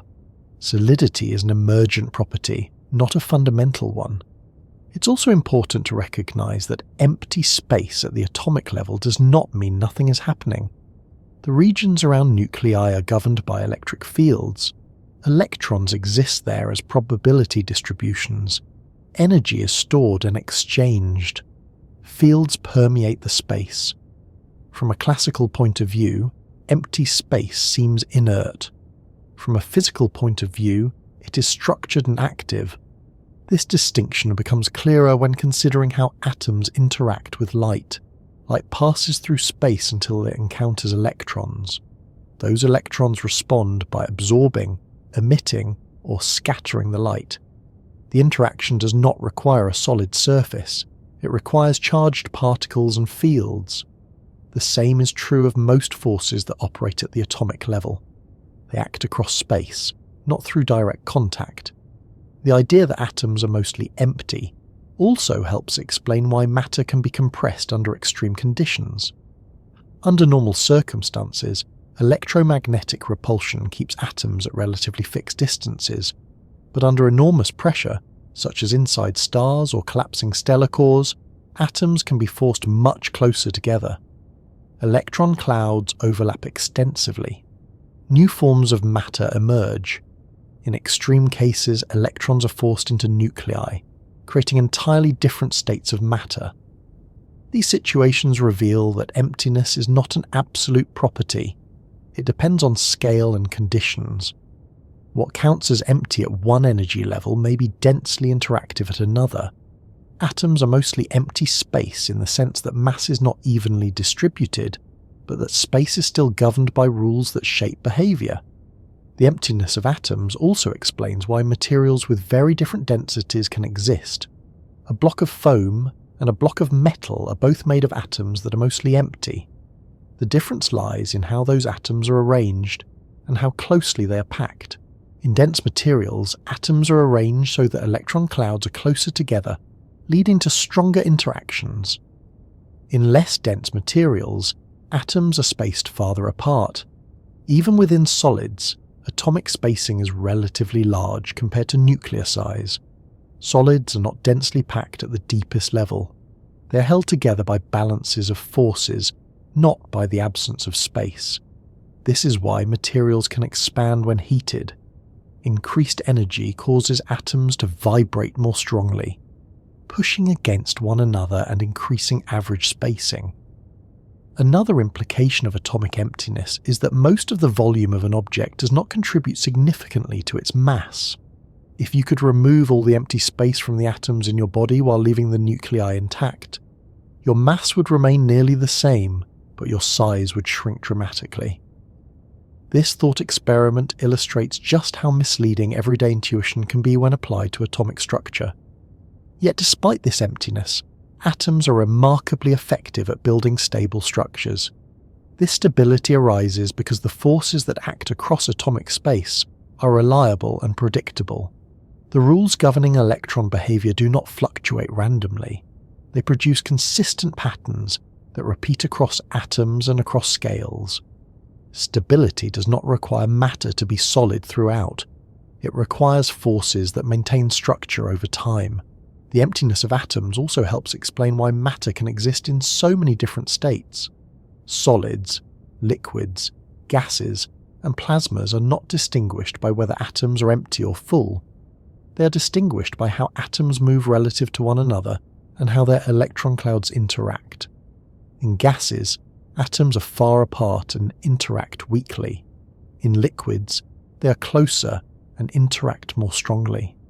In solids, interactions are strong enough to maintain fixed positions. In each case, the underlying atomic emptiness remains. What changes is the pattern of interaction. This reinforces the idea that matter is defined more by relationships than by substance. The properties we observe arise from how atoms influence one another across space, not from continuous material filling that space. There is also a philosophical implication here. The idea that atoms are mostly empty challenges the notion that reality is built from solid stuff. At the deepest levels accessible to atomic theory, matter is better described as organized energy and force. Mass exists, but it is concentrated. Structure exists, but it is maintained by interaction. Solidity is an effect, not a primitive feature. This perspective aligns with a broader shift in physics. As investigations moved deeper into atomic and subatomic scales, substance gave way to interaction as the central concept. What matters is not what something is made of in the everyday sense, but how it behaves, how it interacts, and how it responds to constraints. The emptiness of atoms also clarifies why it is so difficult to change matter fundamentally. To alter atomic structure significantly, you must overcome powerful forces. Chemical reactions rearrange electrons, which is relatively easy. Nuclear reactions alter nuclei, which requires enormous energy. The emptiness surrounding the nucleus does not make it fragile. It isolates it. This isolation is another reason why atoms are stable. The nucleus is shielded by electron clouds. Ordinary interactions do not reach it. As a result, atoms retain their identity through countless collisions, vibrations, and rearrangements. The emptiness acts as a buffer, separating mass from interaction. It's worth noting that emptiness here is not the same as vacuum in the everyday sense. Even in a perfect vacuum, fields exist. Quantum fluctuations occur. Energy levels are defined. Atoms exist within a universe that is never truly nothing. The emptiness inside atoms is part of that larger framework. It is structured emptiness, constrained by physical laws. Understanding this helps resolve the apparent contradiction between atomic emptiness and physical reality. Matter feels solid because the rules governing electrons and fields produce resistance. Objects occupy space because their atomic structures exclude other structures in specific ways. Emptiness does not imply absence of effect. Once this is understood, the phrase mostly empty space stops sounding like a trick and starts sounding like a precise description. Atoms are not hollow shells. They are systems where mass, charge, and interaction are distributed unevenly. Most of what defines an atom's size is not material substance, but the range over which its electrons influence the world. This realization also sets the stage for a deeper question. If atoms are mostly empty, and their behavior depends so heavily on how electrons interact across space, then the differences between atoms cannot come from mass alone. They must arise from how these empty regions are structured and filled. That leads naturally to the question of why atoms come in different types at all, and how a relatively small set of basic rules gives rise to the wide variety of elements that make up the material world. Once it becomes clear that atoms have internal structure, that they are mostly empty space organized around a dense nucleus and an active cloud of electrons, the next question almost asks itself. If all atoms are built from the same basic components, protons, neutrons, and electrons, why do they come in so many different varieties? Why does hydrogen behave nothing like oxygen? And why does gold feel so different from carbon, even though both are ultimately collections of the same kinds of particles? The answer begins with a deceptively simple idea. What makes one atom different from another is not its size, not its mass, and not how it looks in a diagram, but a single number. The number of protons in the nucleus. This number, known as the atomic number, is the defining feature of an element. Change it, and you do not just tweak an atom's behavior. You create a completely different kind of atom. An atom with one proton is hydrogen. An atom with two protons is helium. Add one more proton and you get lithium. Each step up in proton number corresponds to a new element with its own characteristic behavior. This is not a matter of convention or classification. It reflects how deeply the proton count shapes everything else about the atom. The reason the number of protons matters so much is that protons carry positive electric charge. That charge determines how strongly the nucleus attracts electrons. An atom with more protons pulls its electrons inward more strongly. This affects how tightly electrons are bound, how they are arranged, and how they participate in interactions with other atoms. In this way, a simple numerical difference cascades into a wide range of physical and chemical consequences. Electrons respond to nuclear charge by organizing themselves into specific energy levels and spatial patterns. As the number of protons increases, more electrons are required to maintain electrical neutrality. These electrons do not pile up randomly. They occupy orbitals in a structured way, filling lower energy states first and then higher ones as needed. This filling pattern repeats in regular cycles, producing recurring behaviors across different elements. This regularity is what underlies the periodic table. The periodic table is not just a list of elements, it is a map of atomic behavior. Elements arranged in the same column share similar electron configurations in their outermost regions, which gives them similar chemical properties. This is why elements like sodium and potassium behave alike, and why noble gases are so unreactive. What's important here is that chemical behavior depends almost entirely on the outer electrons. The nucleus determines which element an atom is, but it is the electrons, especially those farthest from the nucleus, that determine how that atom interacts. Two atoms with very different masses but similar outer electron arrangements can behave in remarkably similar ways. Conversely, atoms with similar masses but different electron structures can behave completely differently. This separation of roles explains why isotopes behave the way they do. Isotopes of an element have the same number of protons but different numbers of neutrons. Because neutrons carry no charge, changing their number does not significantly affect electron arrangement. As a result, isotopes participate in chemical reactions almost identically. The chemistry of carbon-12 and carbon-14 is nearly the same, even though their nuclei differ. This also explains why the periodic table is organized by proton number rather than mass. Early versions of the table relied on atomic weight, which led to inconsistencies. Once the role of the nucleus was understood, it became clear that atomic number was the true organizing principle. It is the nuclear charge that governs electron structure, and electron structure that governs behavior. The differences between elements are not subtle, they are dramatic. Hydrogen is a light flammable gas. Oxygen supports combustion. Carbon forms complex chains and rings. Iron is magnetic and strong. Gold is dense, malleable, and resistant to corrosion. These differences emerge not because the atoms are made of different substances at a fundamental level, but because their internal arrangements follow different patterns dictated by proton number. It's tempting to think of elements as fundamentally different kinds of matter, but atomic theory suggests a more unified view. All elements are variations on a theme. They are built from the same components, governed by the same forces, obeying the same rules. What changes is the balance of those forces and the resulting structures. This view becomes especially striking when you consider how few elements there actually are. Everything around you is built from just over 90 naturally occurring elements, and the vast majority of matter you interact with daily comes from fewer than a dozen. Hydrogen, carbon, nitrogen, oxygen, phosphorus, sulfur, calcium, and a handful of metals account for most of the material complexity of life and civilization. The richness of the material world, then, does not come from an endless variety of basic substances.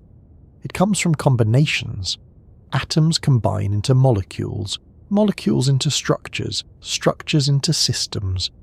The differences between elements set the stage, but they do not tell the whole story. Carbon is special not just because it exists, but because of how its electrons allow it to bond with itself and others in flexible ways. This bonding ability is directly tied to electron configuration. Carbon has 4 electrons available for bonding, allowing it to form 4 strong covalent bonds. This makes it uniquely suited to building large, stable, and diverse molecular frameworks. Silicon, which sits below carbon in the periodic table, shares some of these properties but behaves differently because its electrons are held less tightly and occupy larger orbitals. Small changes in atomic structure can have enormous consequences. Adding 1 proton to carbon produces nitrogen, which behaves very differently. Nitrogen forms strong triple bonds and tends to exist as a diatomic gas. Oxygen, with 1 more proton, forms highly reactive molecules that drive combustion and respiration. Each step across the periodic table represents a shift in balance that alters how atoms interact.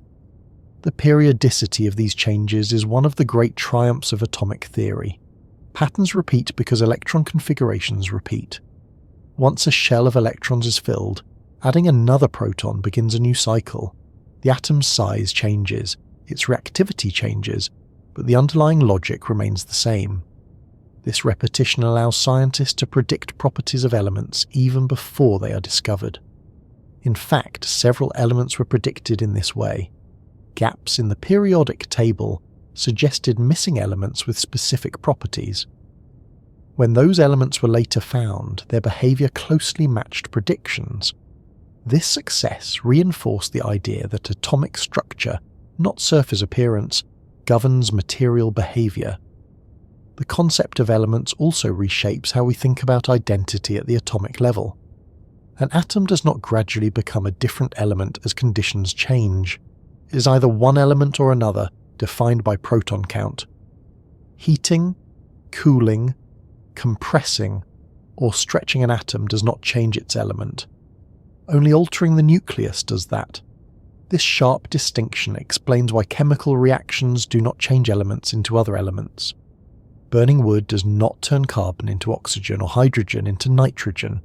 It rearranges atoms into new combinations, but the nuclei remain the same.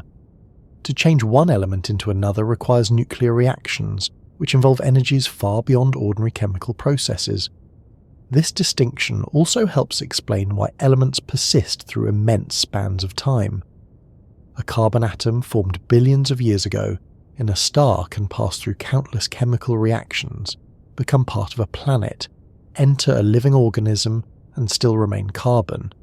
Its electrons may change partners repeatedly, but its nucleus defines its identity throughout. At the same time, not all elements are equally stable. Some nuclei are unstable and decay over time. These radioactive elements gradually transform into other elements by emitting particles or energy. Even here, the defining role of the nucleus remains clear. Radioactive decay is a nuclear process, not a chemical one. It changes the number of protons and neutrons, and therefore the element itself. The existence of radioactive elements also reminds us that the list of elements is not static. Elements are created and destroyed in the universe. Stars fuse light elements into heavier ones. Explosive events produce rare elements. Some elements exist only briefly before decaying. The periodic table is a snapshot of what is possible and stable under current conditions, not a timeless inventory. Despite this dynamism, the framework holds. Every element corresponds to a specific nuclear configuration, and that configuration determines how electrons arrange themselves and how atoms behave. This consistency is what allows scientists to classify, predict, and manipulate matter with confidence. It also highlights an important point about scale. Differences between elements arise from changes at the smallest scales, but their effects play out at much larger ones. The hardness of diamond, the conductivity of copper, the fragility of sodium metal in water, all trace back to atomic structure. The macroscopic world is a reflection of microscopic rules. Understanding elements in this way shifts focus away from substance and towards structure. Matter is not defined by what it is made of in a material sense, but by how its components are arranged and constrained. Elements are not fundamentally different kinds of stuff. They are different configurations of the same underlying ingredients. This perspective also explains why the boundaries between elements feel so sharp. An atom with 6 protons behaves like carbon. An atom with 7 protons behaves like nitrogen. There is no gradual transition. The rules governing electrons respond discretely to changes in nuclear charge. Identity is quantized. At the same time, these discrete identities enable continuity at higher levels. Molecules form smoothly, materials blend, systems evolve. Sharp distinctions at one scale support flexibility at another. Atomic theory shows how both discreteness and continuity can coexist. Once this framework is in place, it becomes clear that understanding matter requires understanding not just individual atoms, but how different atoms interact. The differences between elements set the conditions for bonding, reactivity, and structure. But atoms rarely exist in isolation. They come together, share electrons, exchange energy, and form the molecules and materials that make up the world. That shift, from individual atomic identity to interaction and combination, opens the next layer of the story. If different atoms have different properties, how do they connect to one another, and what rules govern the formation of molecules from these varied building blocks? Once atoms are understood as distinct elements with specific internal structures, the focus naturally shifts from identity to interaction. Atoms rarely exist alone for long. In most environments, they encounter other atoms, and when they do, something interesting happens. They do not simply bounce away like tiny billiard balls. Under the right conditions, they connect. These connections are what we call molecules, and they are the bridge between atomic building blocks and the complex materials of the everyday world. A molecule is not just a group of atoms sitting next to each other. It is a system in which atoms are bound together by shared or transferred electrons. This binding is not accidental. It follows specific rules that arise from the way electrons arrange themselves around nuclei and respond to energy. Understanding molecules means understanding why atoms combine at all, why they combine in specific ratios, and why some combinations are stable while others fall apart almost instantly. The key lies with electrons, particularly those occupying the outermost regions of atoms. These electrons, often called valence electrons, are the ones most loosely held by the nucleus. They are the most responsive to the presence of other atoms, and they largely determine how an atom will behave chemically. Atoms with full outer electron shells tend to be unreactive. Atoms with incomplete outer shells tend to seek interactions that lower their energy. This tendency toward lower energy is central. Atoms do not combine because they want to in any conscious sense. They combine because certain arrangements of electrons and nuclei are more stable than others. When atoms bond, the total energy of the system decreases. Energy is released, often as heat or light, and the resulting molecule is more stable than the separated atoms are on their own. There are several ways atoms can achieve this stability, and each leads to a different kind of chemical bond. One common mechanism is sharing electrons.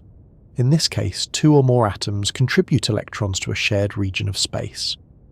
These shared electrons are attracted to multiple nuclei at once, effectively holding the atoms together. This is known as a covalent bond. Covalent bonding explains how molecules like water, oxygen, and carbon dioxide form. In a water molecule, for example, an oxygen atom shares electrons with two hydrogen atoms. The shared electrons spend time near all three nuclei, creating a stable configuration. The atoms are not fused together, nor are electrons permanently assigned to one atom or another. The bond is a dynamic arrangement maintained by electromagnetic attraction and quantum rules. Another common mechanism involves the transfer of electrons rather than sharing.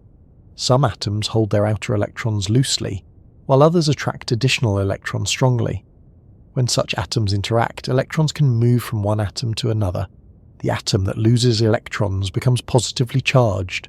The atom that gains electrons becomes negatively charged. Opposite charges attract, and this attraction holds the atoms together. This is known as an ionic bond. Ionic bonding is common in compounds like salt.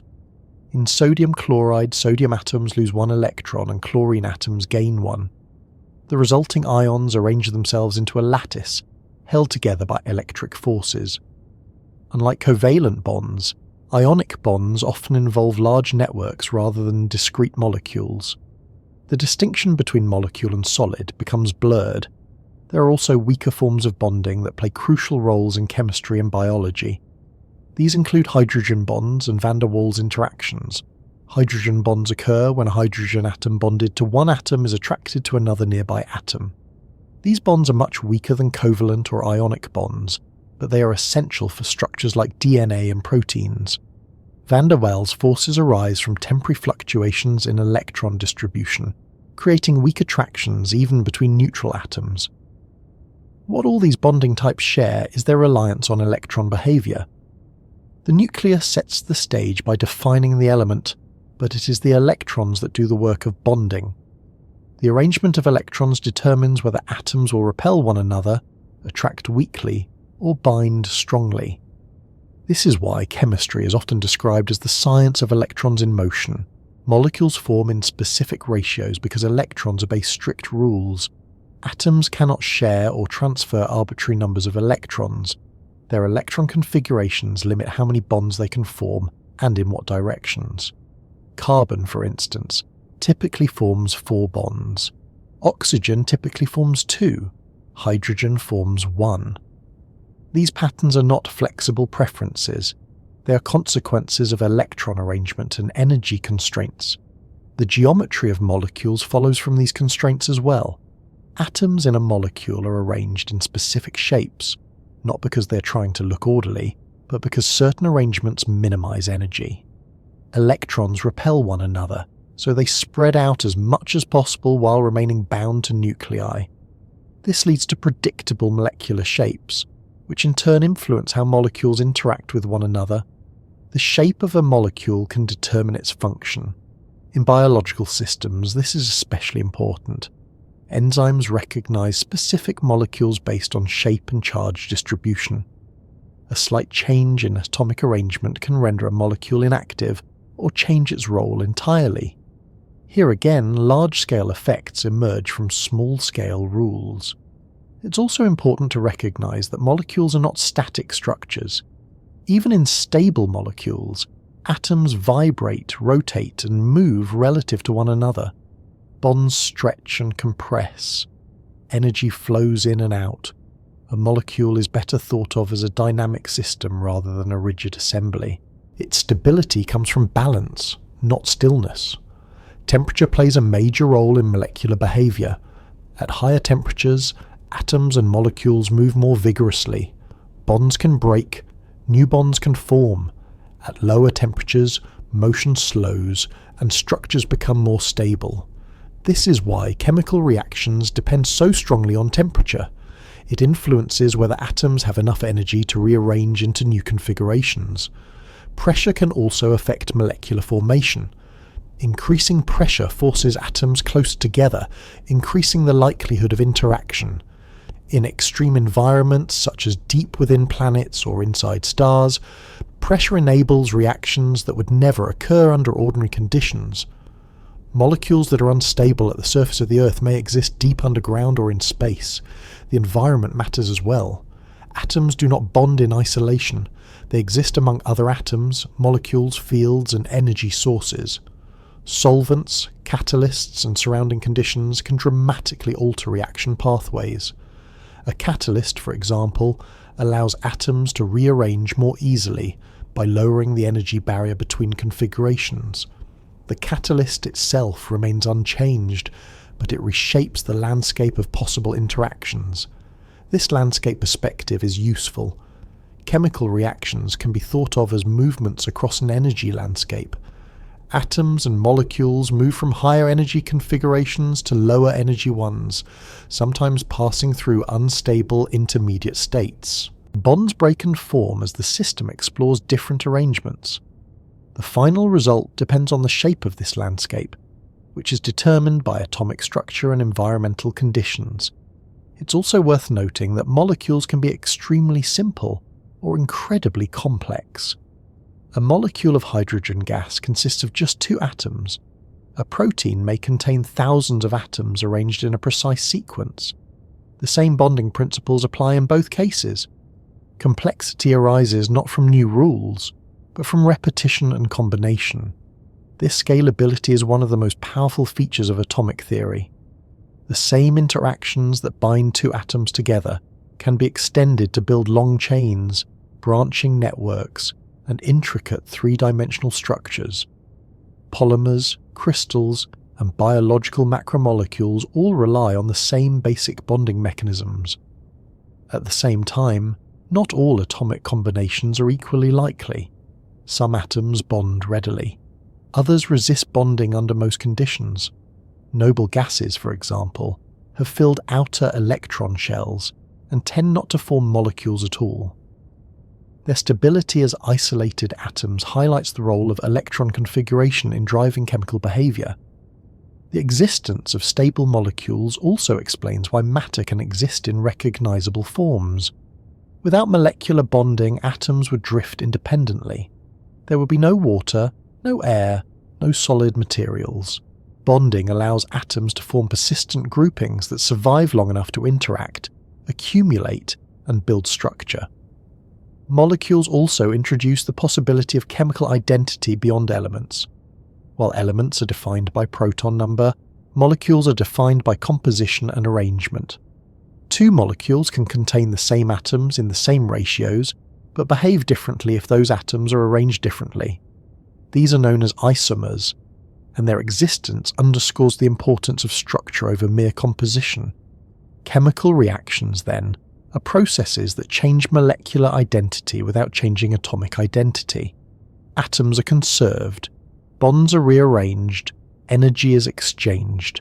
This conservation is a direct consequence of the stability of atomic nuclei. Atoms act as persistent units even as they form and break connections. This persistence is why chemistry is so rich. It allows endless recombination without fundamental destruction.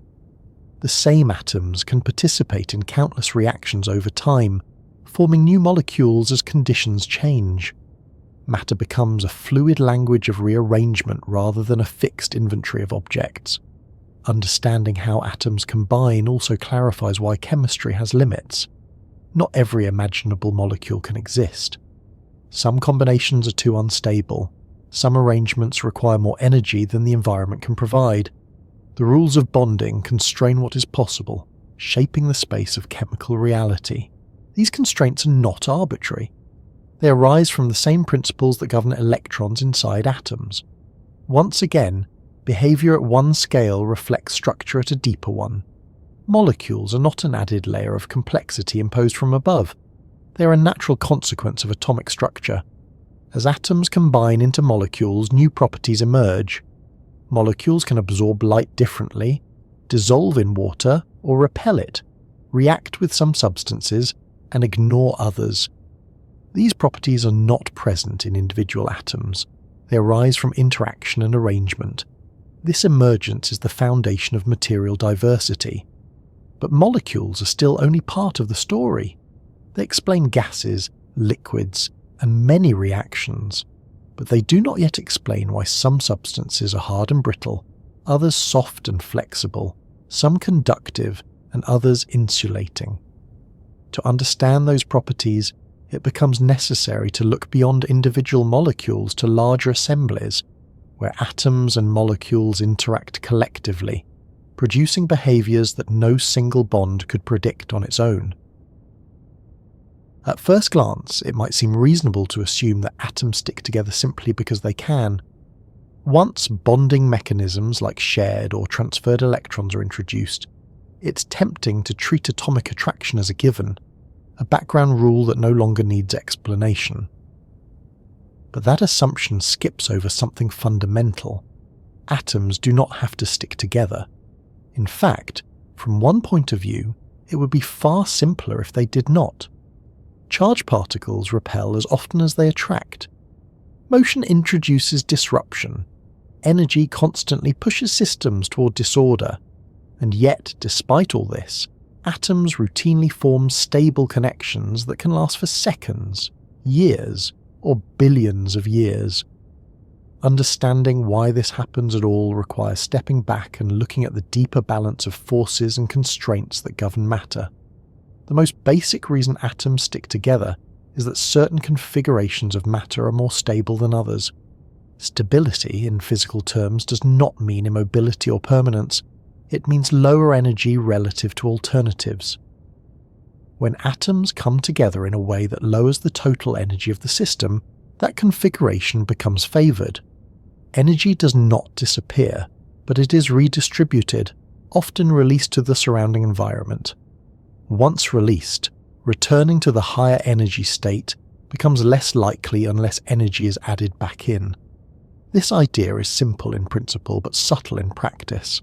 Energy takes many forms and not all of them are obvious. There is kinetic energy, associated with motion. There is potential energy, associated with position and configuration.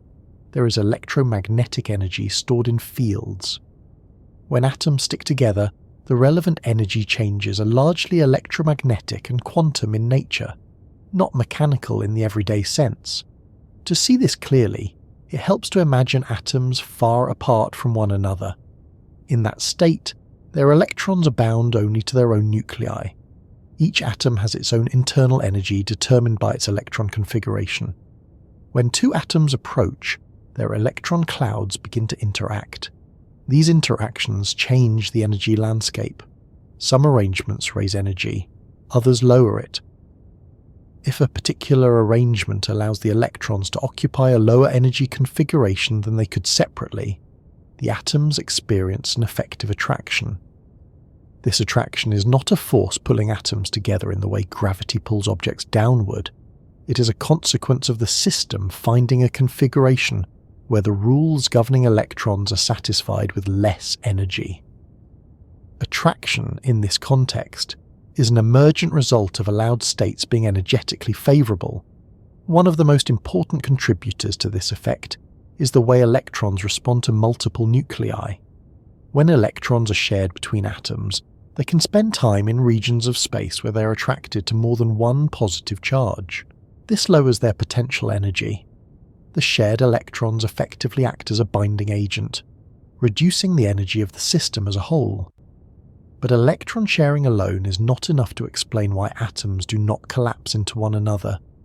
As atoms approach very closely, other effects come into play.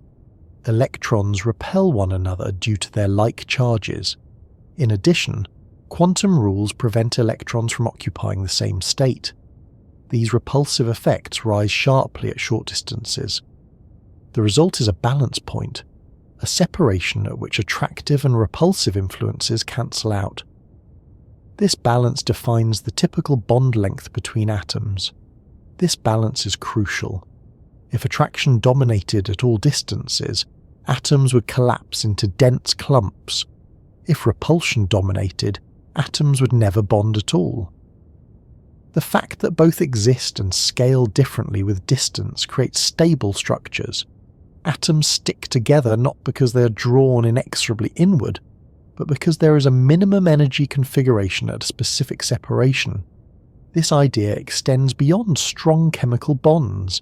Even very weak attractions can produce sticking under the right conditions. Van der Waals forces, for example, arise from temporary imbalances in the electron distribution. At any moment, electrons in an atom may be slightly more concentrated on one side than the other. This creates a transient dipole, which can induce a similar dipole in a neighbouring atom. The resulting attraction is weak, but when many such interactions act together, they can have significant effects. These weak attractions explain why noble gases can be liquefied at low temperatures, why geckos can cling to walls, and why layers of graphite slide easily over one another. In each case, atoms or molecules stick together not because of strong bonds, but because countless weak interactions add up. The cumulative nature of these effects is important. A single weak interaction may be negligible. Millions or billions acting in concert can be decisive. This is another example of emergence. Large-scale behaviour arises from the repetition of simple rules applied many times. Another reason atoms stick together lies in entropy, a concept often misunderstood as mere disorder. Entropy is better thought of as a measure of how many microscopic arrangements correspond to a given macroscopic state. Systems tend to evolve toward states with more available arrangements, not fewer. This tendency influences bonding in ways that may seem counterintuitive at first. In some cases, atoms stick together because doing so increases the overall entropy of the universe, even if it decreases the entropy of the bonded system itself. For example, when atoms bond and release energy as heat, that energy spreads into the surrounding environment. The increased disorder in the environment can outweigh the increased order in the bonded system. The net result is a favoured process. This perspective helps explain why bonding can occur spontaneously under the right conditions. It also explains why some bonds are more stable at certain temperatures than others. At higher temperatures, thermal motion can overwhelm attractive interactions. At lower temperatures, bonding becomes more likely. The competition between energy minimization and entropy maximization shapes when and how atoms stick together. It's also worth noting that atoms do not stick together indiscriminately. Bonding is selective. Certain atoms bond readily with specific partners and resist bonding with others. This selectivity arises from the details of electron configuration. Atoms with compatible electron structures can form low-energy configurations together. Others cannot without paying an energetic penalty. This selectivity is what gives chemistry its specificity. It is why water forms readily, while other combinations of hydrogen and oxygen do not. It is why some reactions require catalysts to proceed. A catalyst does not change the final energy difference between reactants and products. It changes the pathway, lowering the energy barrier that must be crossed for atoms to rearrange. This makes sticking more likely under given conditions. Energy barriers are a crucial part of the story. Even if a bonded configuration is energetically favourable, atoms may not reach it easily. They may need to overcome repulsion, rearrange electrons, or pass through unstable intermediate states. The height of these barriers determines reaction rates. It explains why some substances react violently while others remain inert for long periods. This idea also explains why atoms can remain bonded even when the environment changes slightly. Once atoms settle into a low-energy configuration, small disturbances may not supply enough energy to break the bond. This gives matter resilience. Bonds can be strong enough to persist through vibration, collision, and moderate heating, yet weak enough to be rearranged under controlled conditions. Another layer of explanation comes from considering fields rather than particles. Atoms exist within electromagnetic fields created by their charged components. When atoms approach, these fields overlap and interact. The combined field configuration can have lower energy than the separate fields. From this perspective, atoms stick together because certain field arrangements are energetically preferred. This field-based view avoids some of the misleading imagery associated with particles pulling on one another.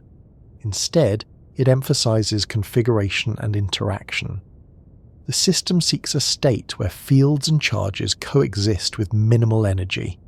Bonding is a manifestation of that tendency. Quantum mechanics adds yet another layer. Electrons are described by wave functions that spread through space. When atoms are far apart, these wave functions are localized around individual nuclei. As atoms approach, wave functions can overlap and combine. New collective states become available. Some of these states have lower energy than the original ones. Occupying those states stabilizes the system. This overlap also introduces symmetry considerations. Certain combinations of wave functions reinforce each other while others cancel out. Only the reinforcing combinations lead to stable bonds. This explains why bonding is directional and why molecules have specific shapes. Atoms do not stick together in arbitrary orientations. They stick together in ways that allow their electron wave functions to combine constructively. These quantum constraints are not optional. They're enforced by the mathematics of the system. Atoms stick together because the allowed states of the combined system include configurations that are energetically lower than the separated states. There is no need to invoke intention or purpose. The rules themselves make sticking possible. It is also important to recognize that sticking is not permanent by default. Bonds can and do break. Thermal motion, radiation, and collisions can supply enough energy to disrupt electron arrangements. Whether a bond persists depends on the balance between binding energy and environmental energy. This is why matter behaves differently at different temperatures and pressures. In a hot gas, atoms move rapidly and collide frequently. Bonds form and break constantly. In a cold solid, motion is limited and bonds persist. In between, liquids exhibit a dynamic balance, with bonds forming and breaking over short timescales. The same atomic rules apply in all cases. What changes is the energy available to challenge them.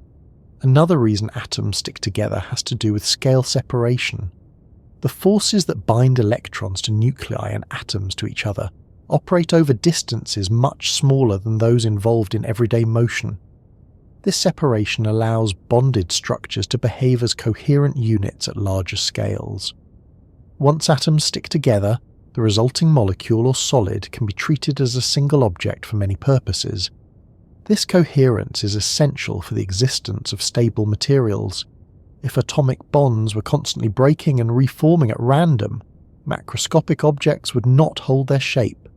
The reliability of atomic sticking under ordinary conditions gives rise to the predictability of matter at human scales. At the same time, the fact that bonds can be broken under specific conditions allows for change. Chemistry depends on this flexibility. Life depends on it even more. Biological systems rely on bonds that are strong enough to maintain structure, but weak enough to allow rearrangement. The balance is delicate, but it is maintained by the same principles that govern all atomic interactions. It is also worth considering what would happen if atoms did not stick together at all. Without bonding, there would be no molecules, no solids, no liquids, no complex structures. Matter would exist only as a diffuse gas of independent atoms. Temperature differences would not produce materials with distinct properties. There would be no chemistry in the usual sense. The fact that atoms do stick together is not an incidental feature of the universe. It is a consequence of how charge, energy, and quantum rules interact. Small changes in these rules could produce a universe with very different behavior. In that sense, atomic sticking is contingent. It depends on the specific values of physical constants and the specific forms of fundamental interactions. This contingency has deep implications. It suggests that the material richness of the universe is not guaranteed. It arises from a narrow range of conditions that allow stable structures to form. Atoms stick together because the universe permits it, not because it must. Understanding why atoms stick together also clarifies why matter comes in so many forms. Different bonding mechanisms produce different structures. Strong directional bonds produce rigid frameworks. Weaker, flexible bonds produce soft materials. Delocalized electrons produce conductivity. Each material property traces back to how atoms stick together and how those bonds behave under stress. Once this is understood, it becomes clear that bonding is not a secondary detail layered on top of atomic identity. It is a fundamental extension of it. Atoms are defined not just by what they are, but by how they can connect. Their potential to stick together is built into their structure from the start. And yet, even bonding does not fully explain the behavior of matter. Bonds describe connections between small numbers of atoms. Many of the properties we care about arise when vast numbers of atoms interact collectively, forming extended patterns that persist across space and time. To understand those properties, it becomes necessary to look at the rules atoms must obey when they come together in large numbers, rules that impose constraints beyond simple attraction and repulsion, shaping the behavior of matter in ways that are both subtle and far-reaching. Once atoms are no longer treated as indivisible points, but as structured systems that interact, it becomes clear that their behavior is not governed by common sense. Atoms do not simply follow the same rules as everyday objects scaled down.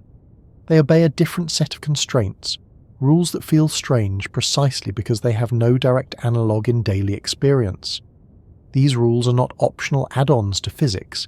They are the foundation that makes atomic stability, bonding, and structure possible at all. One of the first things that becomes apparent when studying atoms closely is that not everything that seems reasonable is allowed. At the atomic level, nature is highly selective. Certain arrangements are permitted, others are forbidden outright. This is not because atoms lack energy or opportunity, but because the underlying rules exclude those possibilities entirely. Understanding matter, then, requires understanding not just what atoms do, but what they are prevented from doing. A central example of this selectivity is the rule that no two electrons in the same atom can occupy exactly the same state. This principle is so important that without it, atoms as we know them would not exist. It was formalized in the early 20th century by Wolfgang Pauli, but its consequences extend far beyond the details of quantum theory. At a basic level, this rule means that electrons must differentiate themselves. Even though all electrons are identical in mass, charge, and intrinsic properties, they cannot pile into the same configuration. If one electron occupies a particular state defined by energy, position, and spin, another electron must choose a different one. This requirement forces electrons to spread out into distinct energy levels and spatial regions. This spreading is what gives atoms their layered structure. Electrons fill lower energy states first. Once those are occupied, additional electrons are pushed into higher energy states. These higher states are farther from the nucleus on average and are less tightly bound. This hierarchy explains why atoms grow larger as more electrons are added, and why outer electrons are more reactive. Without this rule, electrons would all collapse into the lowest energy state near the nucleus. Atoms would shrink dramatically. There would be no meaningful distinction between elements beyond nuclear charge. More importantly, matter would not resist compression in the way it does. Solids would not be solid. The space-filling nature of matter would disappear. Another strange rule atoms must obey is quantization. Certain properties can take on only specific values. Energy levels are not continuous. An electron bound to a nucleus cannot gradually slide from one energy to another. It must jump between allowed levels. This discreteness is not due to technological limitations or measurement precision. It is built into the structure of reality at small scales. Quantization explains why atoms emit and absorb light at specific frequencies. When an electron changes energy levels, it must absorb or release an exact amount of energy. That energy corresponds to a specific wavelength of light. This is why each element has a characteristic spectrum and why these spectra are sharp rather than smeared out. This rule feels strange because it contradicts everyday expectations. In the macroscopic world, energy changes smoothly. You can walk faster or slower, heat something gradually, or raise an object by any height. At the atomic level, smooth transitions are often forbidden. Only certain steps are allowed. Closely related to quantization is the idea that particles like electrons do not have simultaneously well-defined position and motion. This is not a practical limitation of measurement. It is a fundamental constraint. The more precisely an electron's position is specified, the less precisely its momentum can be known, and vice versa.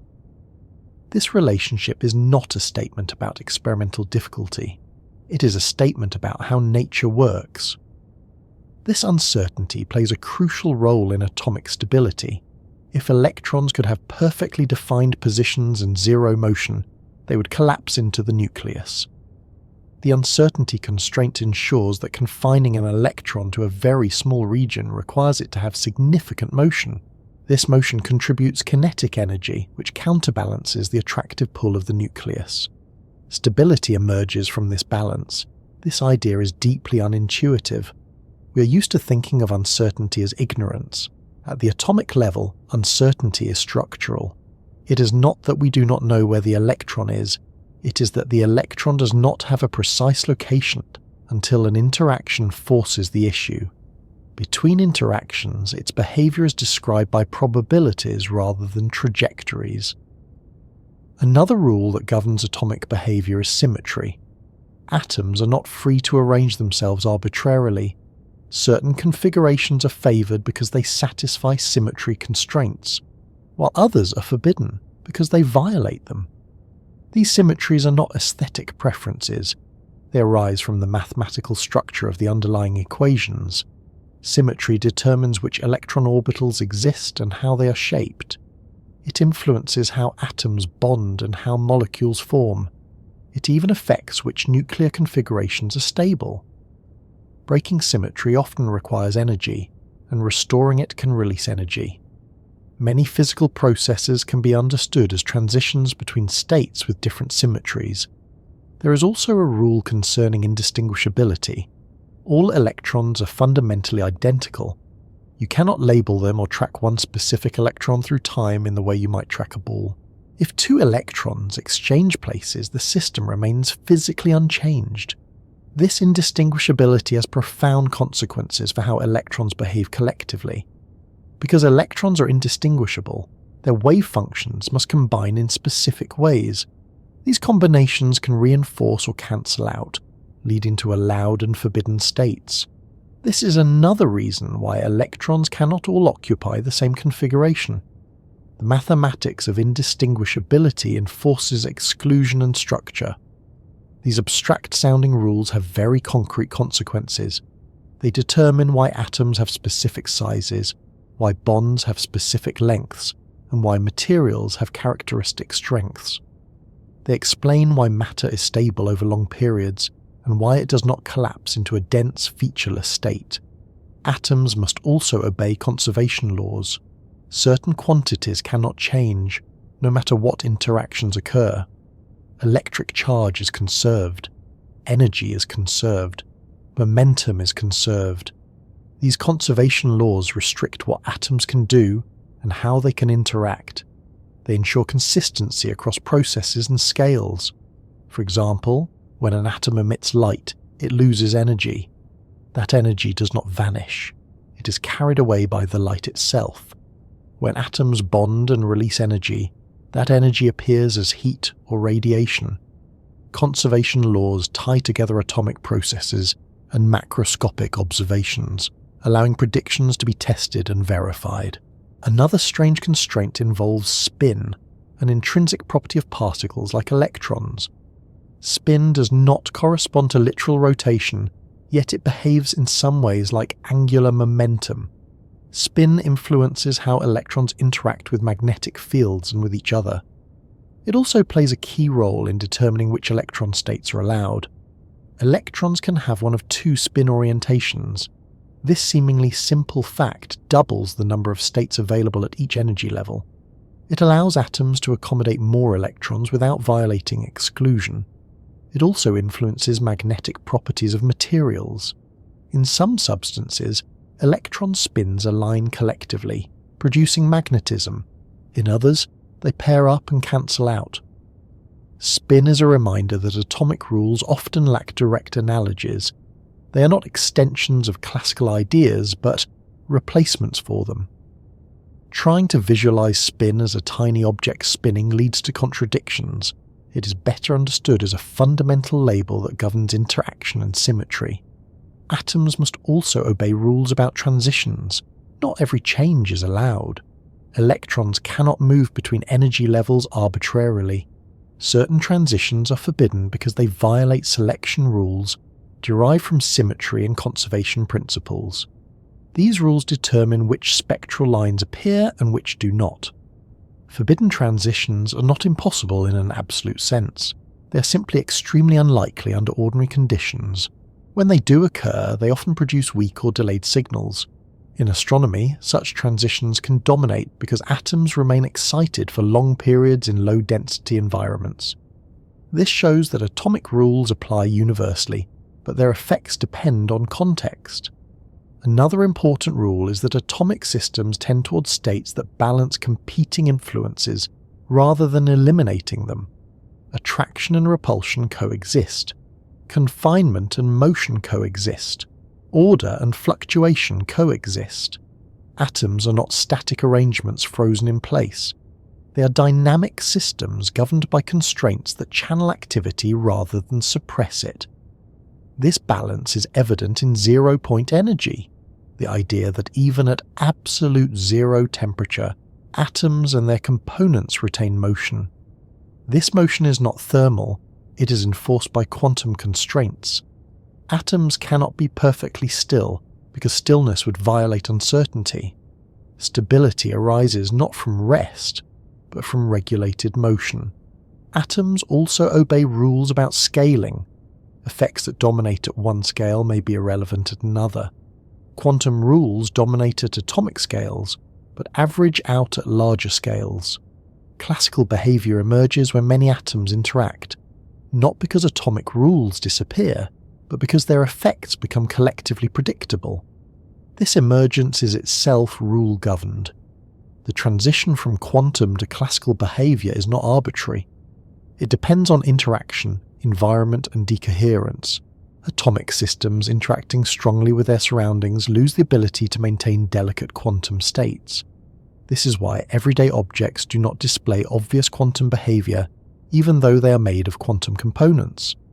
Atoms must also obey probabilistic rules. Outcomes are not always determined with certainty, only with likelihood. Given identical conditions, atomic processes can produce different results.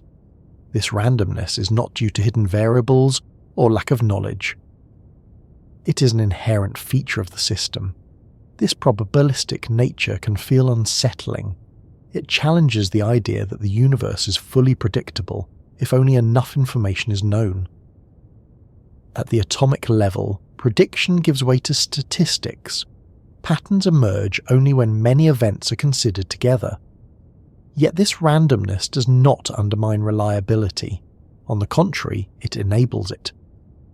Because atomic behavior follows well-defined probability distributions, large collections of atoms behave in consistent ways.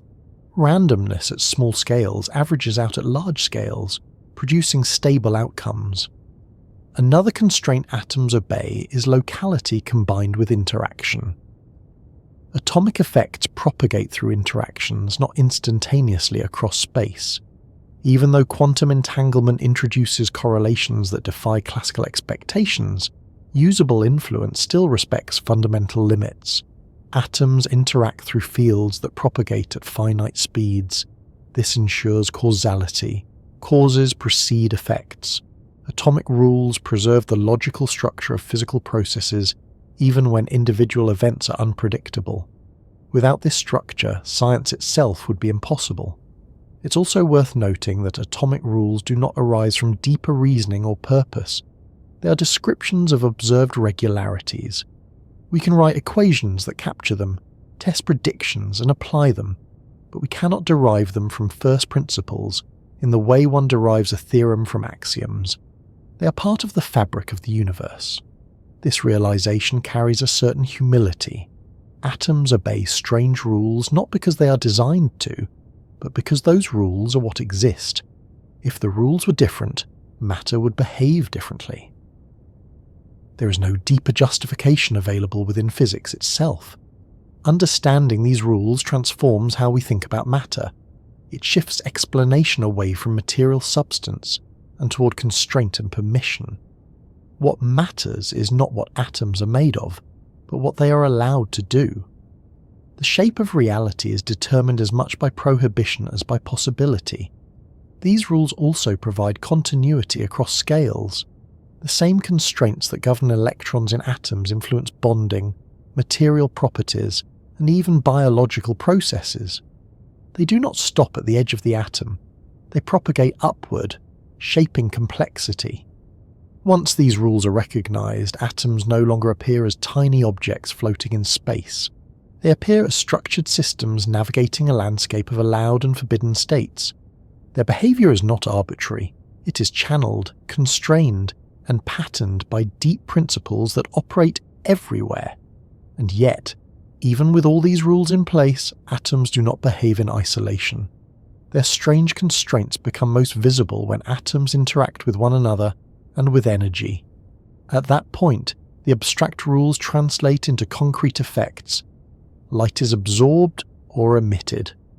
Bonds form or break. Materials respond to heat, pressure, and fields.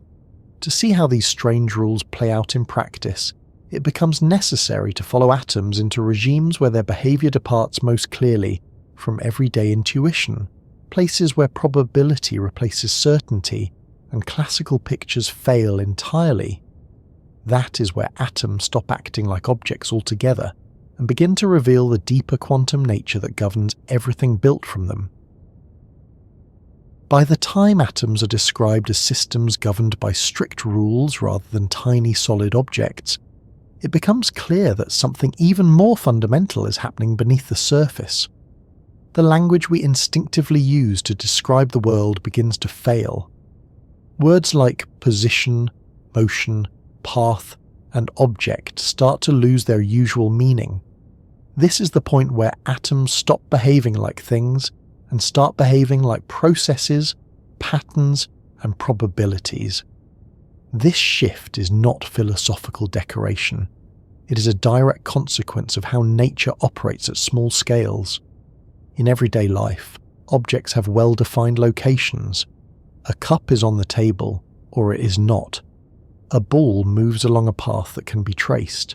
Even when motion is complex, it is still describable in terms of trajectories through space over time.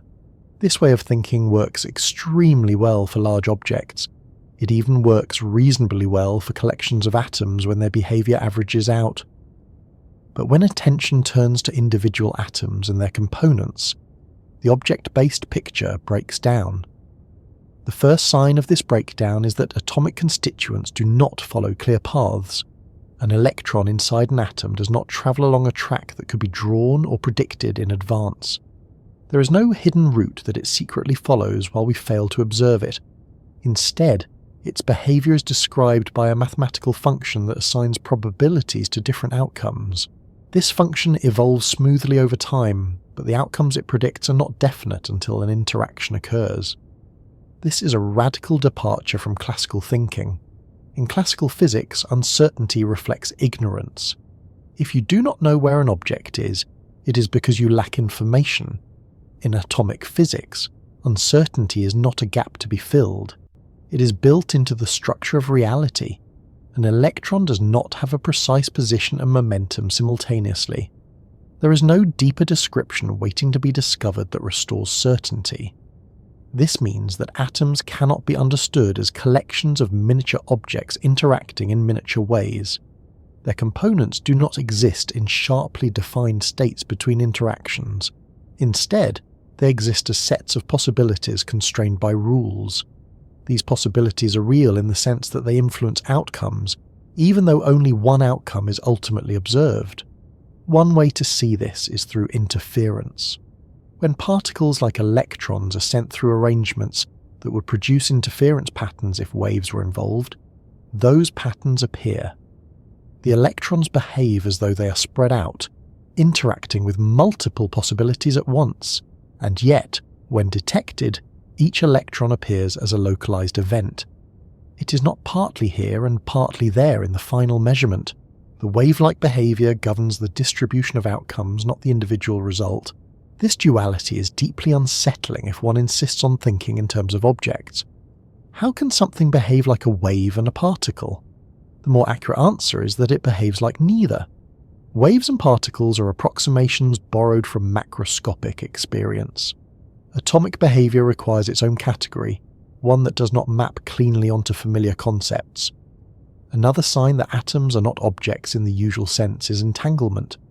When atoms interact in certain ways, their states can become linked. Once entangled, the behavior of one atom cannot be fully described independently of the other, even when they are separated by large distances. Measuring one affects the possible outcomes of measuring the other. This connection is not mediated by signals travelling through space in the usual way. It is a property of the combined system. Entanglement does not allow information to be sent faster than light, but it does reveal that atomic systems cannot always be decomposed into independent parts. The whole is more than the sum of its components in a literal, mathematical sense.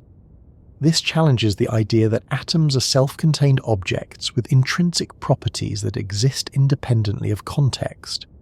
Instead, atomic properties are relational. An atom does not simply have a position.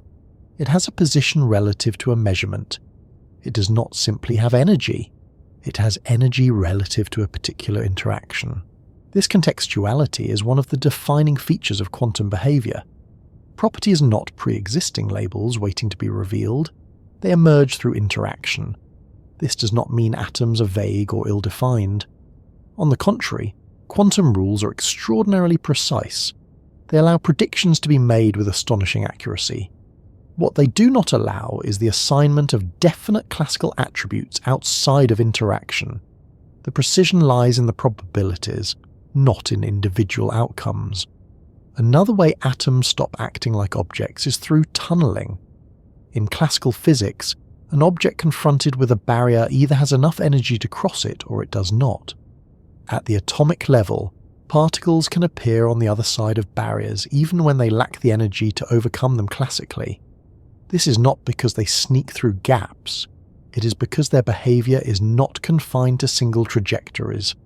Tunneling plays a crucial role in many physical processes. It allows nuclear reactions to occur in stars at temperatures lower than would otherwise be required. It enables modern electronics by allowing electrons to move through barriers in controlled ways. It contributes to radioactive decay. These are not rare anomalies. They are everyday consequences of atomic behavior. The existence of tunneling further undermines the idea of atoms as objects following deterministic paths. An electron does not approach a barrier, decide whether it can cross and then either pass or bounce back. Instead, the probability of finding it on either side evolves smoothly. The outcome is not determined until a measurement occurs. Measurement itself introduces another layer of strangeness. In atomic physics, measurement is not a passive act. It is an interaction that changes the system. When an atom interacts with a measuring device, its range of possibilities collapses into a specific outcome.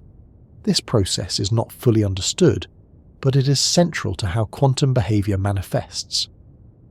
Before measurement, the atom's behavior is described by a superposition of possible states. After measurement, it is found in one definite state. The transition between these descriptions is not something that can be observed directly. It is inferred from consistent experimental results.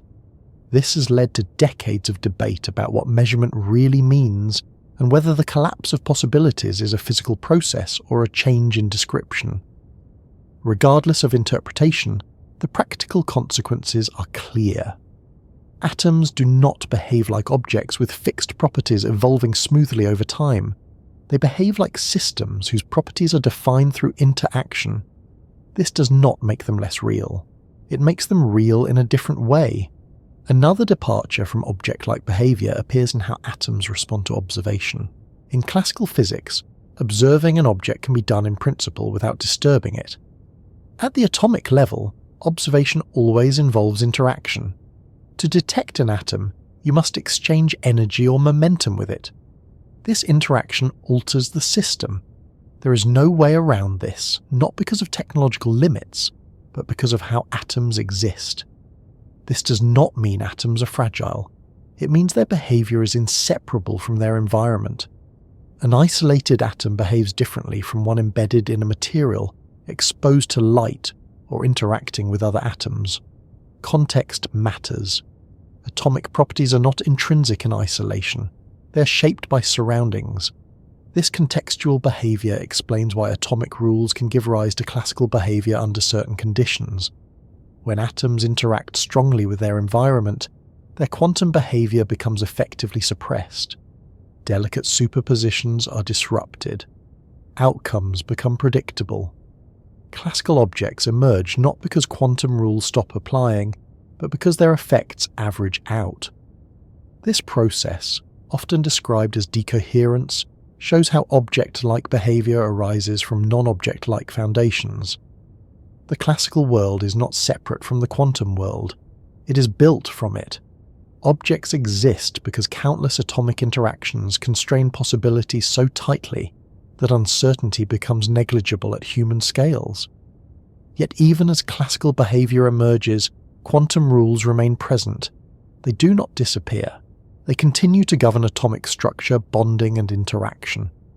The solidity of matter, the stability of atoms, and the reliability of materials all depend on rules that contradict classical intuition. Another way atoms resist object-like description is through identity. All electrons are identical. All protons are identical. You cannot mark or label them. If two electrons swap places, there is no observable difference. This indistinguishability has no counterpart in everyday objects. Two coins may look identical, but they are still distinguishable in principle. Electrons are not. This indistinguishability forces atomic systems to obey collective rules. It determines how electrons fill energy levels and how atoms behave in groups. It contributes to phenomena like conductivity and magnetism. Once again, behavior arises from constraints rather than individual trajectories.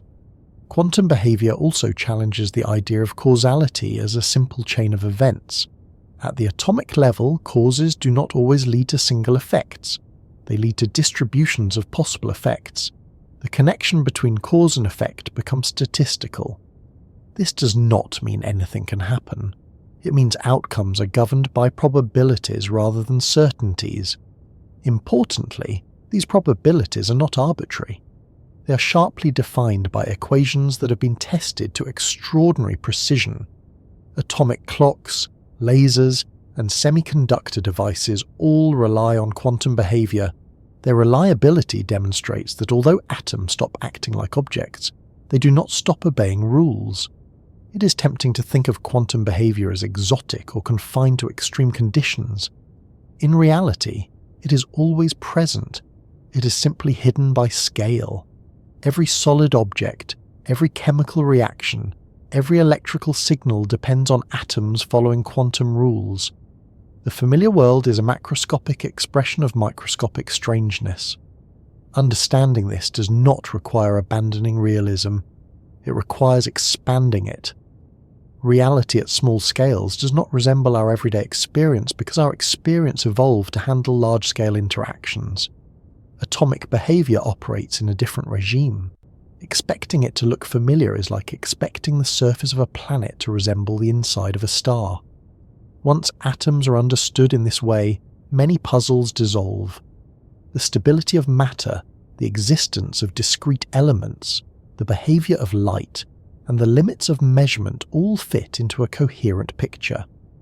That picture is not intuitive, but it is consistent. Atoms stop acting like objects because objects are a concept that emerges later. Objects are what large collections of atoms look like when quantum rules operate collectively and predictably. At the level of individual atoms, those rules are visible in their raw form, stripped of the smoothing effects of scale.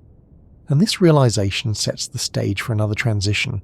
If atoms do not behave like objects, and if their behavior is governed by probabilities, energy levels and interactions, then even the idea of motion must be reconsidered. Atoms are never truly still. Their behavior depends on energy, temperature, and exchange. To understand how matter changes, flows, and responds, it becomes necessary to examine atoms not as static entities, but as participants in constant motion, shaped by energy in all its forms. Once atoms are no longer treated as static building blocks, but as systems governed by probabilities and constraints, motion becomes unavoidable. Atoms are never simply sitting in place, waiting for something to happen to them. Motion is not an occasional disturbance layered on top of stability. It is built into what atoms are. Even in the most stable materials, even under conditions we would normally describe as still or cold, atoms are always moving in some way. Understanding this motion is essential for explaining temperature, energy, and why change occurs at all. At a human scale, motion is easy to recognize. Objects move from one place to another. They speed up, slow down, collide, and come to rest. Temperature, in everyday terms, feels like warmth or coldness, something sensed through touch. Energy feels like effort, fuel, or power. At the atomic scale, these familiar concepts are connected, but not in the way intuition suggests. Temperature is not a substance and not a force. It is a measure of average motion. More precisely, it reflects how much kinetic energy the particles in a system have on average. When atoms move more vigorously, the temperature is higher. When their motion is reduced, the temperature is lower. This connection is simple in principle, but its implications are far-reaching. Consider a solid object, something that appears rigid and unmoving. At the atomic level, the atoms in that solid are not fixed in place. They vibrate around equilibrium positions, constantly shifting back and forth. The positions are stable on average, which is why the object keeps its shape, but the motion never stops. As temperature increases, the amplitude of these vibrations increases. The atoms move farther from their average positions, pushing against one another more strongly. This increase in motion explains why materials expand when heated. As atoms vibrate more vigorously, the average distance between them increases slightly. The object grows larger. Cooling has the opposite effect. Reduced motion allows atoms to settle closer together. Expansion and contraction are not mysterious bulk properties. They are direct consequences of atomic motion. In liquids, atomic motion takes a different form. Atoms and molecules are not fixed in place, but they remain close to one another. They slide past, rearrange, and exchange neighbours constantly. The motion is constrained, but not locked. This allows liquids to flow while maintaining a definite volume. Again, temperature controls how energetic this motion is. Warmer liquids flow more easily because atoms overcome constraints more readily. In gases, the picture changes again. Atoms or molecules move freely through space, colliding occasionally with one another and with container walls. The motion is dominated by translation rather than vibration. Pressure arises from these collisions. Temperature once again reflects average kinetic energy. Increase the temperature, and collisions become more energetic. Pressure rises if volume is fixed. Volume increases if pressure is allowed to remain constant. These relationships are not arbitrary. They emerge naturally from atomic motion. The gas laws that describe pressure, volume, and temperature are statistical summaries of countless atomic trajectories. They work not because atoms behave simply, but because large numbers of atoms behave predictably on average. It's important to recognize that atomic motion is not always intuitive. At very low temperatures, motion does not disappear. Even at absolute zero, atoms retain a minimum amount of motion known as zero-point motion. This motion is enforced by quantum constraints. Atoms cannot be perfectly still because that would require precise knowledge of both position and momentum, which is forbidden. Absolute zero is not a state of rest. It is a state of minimum allowed motion. This has real consequences. Materials do not shrink indefinitely as they are cooled. There is always residual motion. This motion can influence properties like elasticity and electrical behavior. In some systems, reducing thermal motion reveals purely quantum effects that are hidden at higher temperatures. Energy enters the picture as the currency of change. Atoms move because they possess energy. They exchange energy with one another and with their surroundings. Energy can be stored in motion, in bonds, in fields, and in internal configurations. When energy flows, atomic behavior changes. Heat is one way energy moves. When two systems at different temperatures come into contact, energy flows from the warmer system to the cooler one. At the atomic level, this is simply energy exchange between particles. Faster-moving atoms collide with slower ones, transferring some of their energy. Over time, average energies equalize. Temperature differences disappear. This process is irreversible in practice, not because it is forbidden in principle, but because the number of ways energy can be distributed evenly is vastly larger than the number of ways it can be unevenly distributed. Once energy spreads out among many atoms, the chances of it spontaneously concentrating again are vanishingly small. This statistical tendency underlies the arrow of time in thermal processes. Energy can also be stored in bonds. When atoms bond together, energy is released. When bonds are broken, energy is absorbed. This is why chemical reactions can produce heat or require it. Combustion releases energy, because the bonds formed in the products are lower energy than the bonds broken in the reactants. Photosynthesis absorbs energy because it builds higher energy bonds using energy from light. These energy changes are not abstract bookkeeping. They correspond to changes in atomic motion and configuration. Released energy increases motion elsewhere. Absorbed energy reduces motion, or is stored as potential energy in new structures. Atomic motion is also responsible for diffusion. Over time, atoms tend to spread out, moving from regions of higher concentration to regions of lower concentration. This happens even without any external forces pushing them. Random motion ensures that, given enough time, particles explore available space. Diffusion explains why smells spread through a room, why dyes mix in water, and why materials slowly change composition at boundaries. This random motion is often described as thermal motion, but it is more accurate to think of it as energy-driven exploration. Atoms are constantly sampling nearby configurations. Most of these movements are small and reversible. Occasionally, a movement leads to a new arrangement that is more stable. Over time, systems drift toward configurations that are energetically favourable and statistically likely. Change, then, is not something imposed from outside. It emerges from motion combined with constraints. Atoms move, rules limit what configurations are allowed, energy biases which configurations are favoured. The result is evolution toward particular states. Phase changes provide a clear example. When a solid melts, the atoms gain enough energy to break free from fixed positions. The structure changes, not because atoms become different, but because their motion overcomes constraints. When a liquid boils, atoms gain enough energy to escape the influence of neighbours entirely. The same atoms behave differently because their motion relative to binding forces changes. These transitions occur at specific temperatures because the balance between motion and attraction shifts at those points. Below the melting point, binding dominates. Above it, motion dominates. The sharpness of these transitions reflects the collective behaviour of many atoms responding together. Not all change is reversible.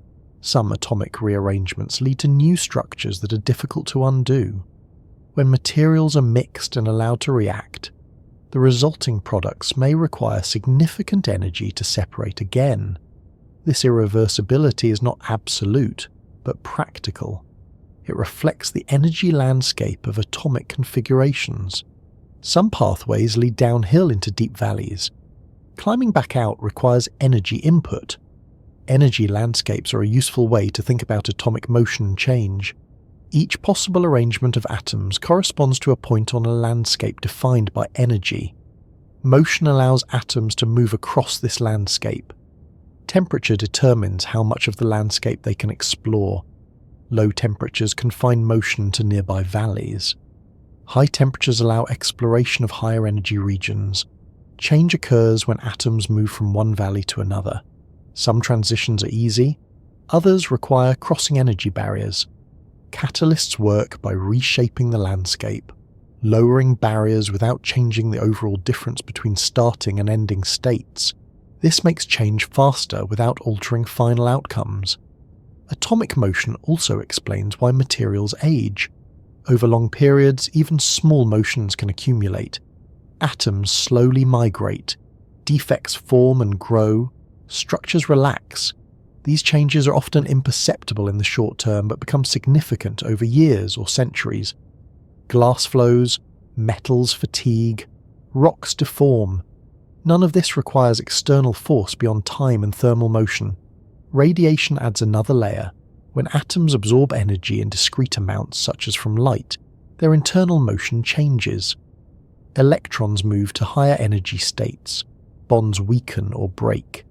Energy absorbed from radiation can drive chemical reactions, alter materials, or cause damage. Conversely, when atoms release energy as radiation, they change state, often becoming more stable. This exchange between atomic motion and electromagnetic energy is central to how matter interacts with light. Absorption increases internal energy. Emission decreases it. These processes are not gradual. They occur in discrete steps, reflecting the quantized nature of atomic states. At higher energies, motion becomes more dramatic. Collisions can knock electrons free, creating ions. At even higher energies, nuclei can be affected. But under ordinary conditions, atomic motion remains confined to rearrangements that preserve atomic identity. Chemistry happens. Physics at larger scales emerges. The nucleus remains untouched. This separation of scales is crucial. It allows energy to drive change without destroying the building blocks of matter.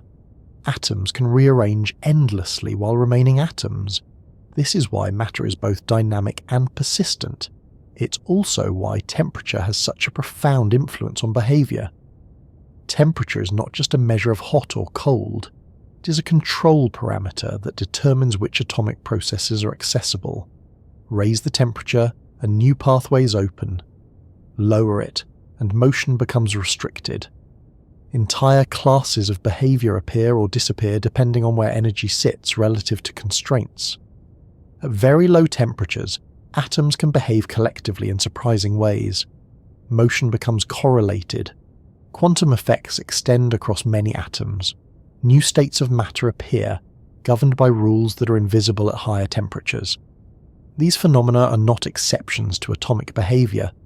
They are expressions of it under extreme conditions.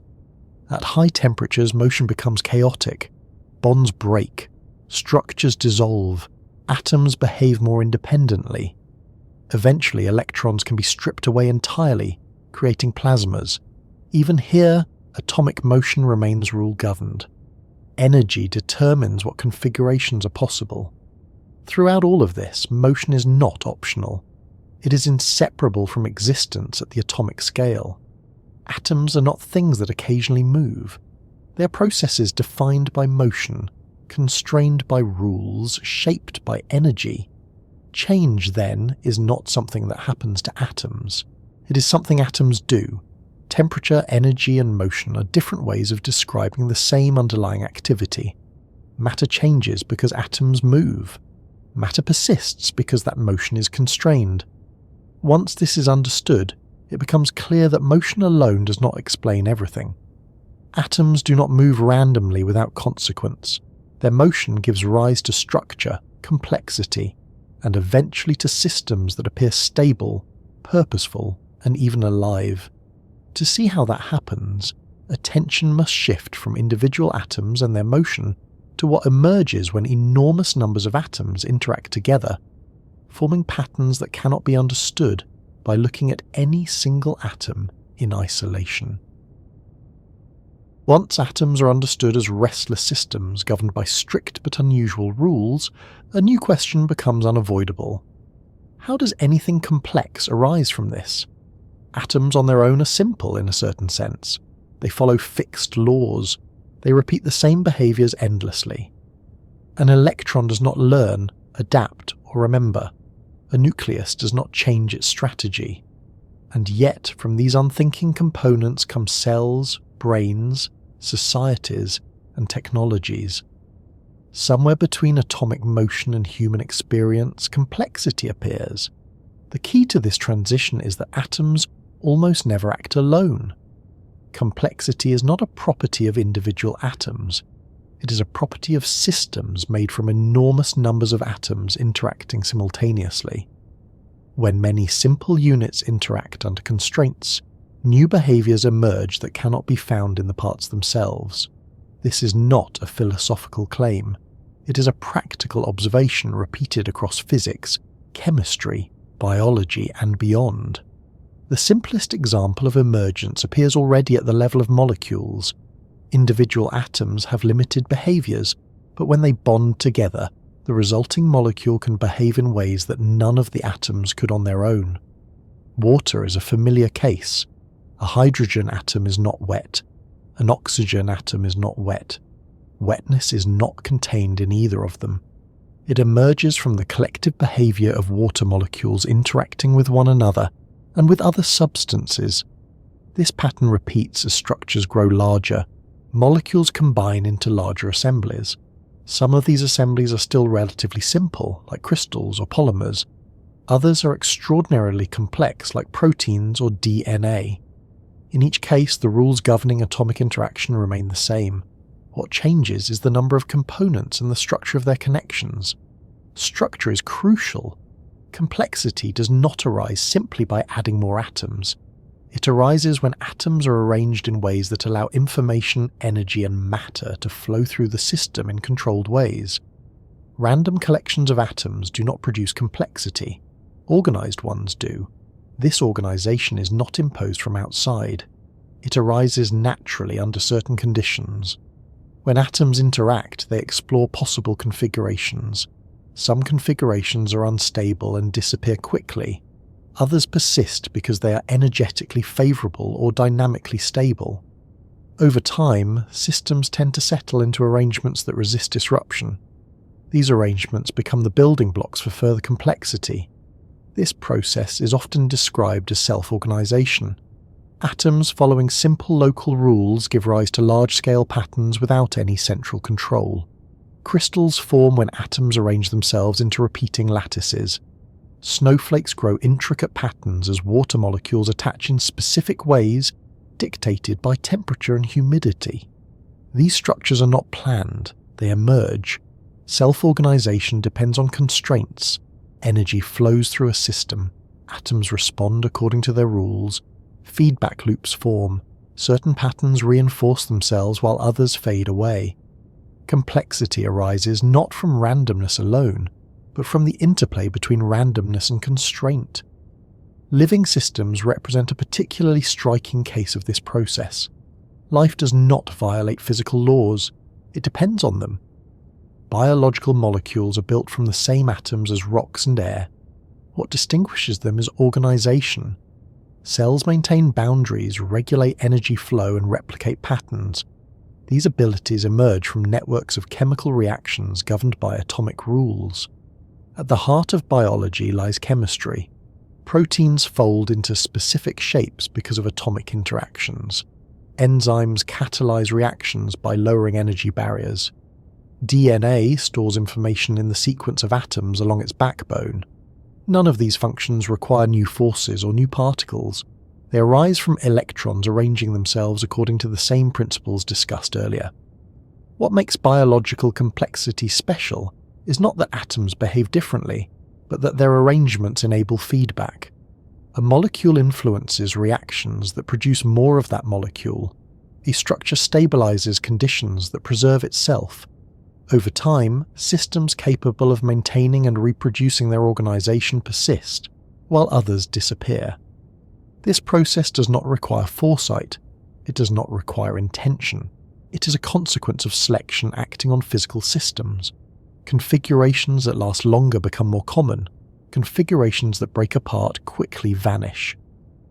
Over immense spans of time, this simple filtering produces increasing complexity. The transition from chemistry to life is not marked by a sharp boundary. It is a continuum. Simple self-organizing chemical systems give rise to more complex ones.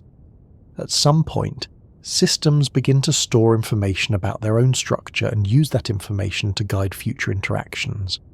That is when we start to recognize life, but the underlying atomic rules never change. Once life emerges, complexity accelerates. Biological systems can explore configuration space more efficiently because they can copy successful arrangements. Evolution is, at its core, a process of exploring atomic arrangements that persist under environmental constraints. Genes encode information in molecular form, proteins execute functions, cells coordinate activity, tissues and organs specialize.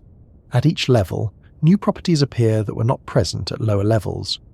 Crucially, these properties do not override atomic behavior. They depend on it. Neurons fire because ions move across membranes. Muscles contract because proteins change shape. Memories form because synaptic connections strengthen or weaken. Every biological process is a cascade of atomic interactions shaped by larger-scale organization. The same principle applies beyond biology.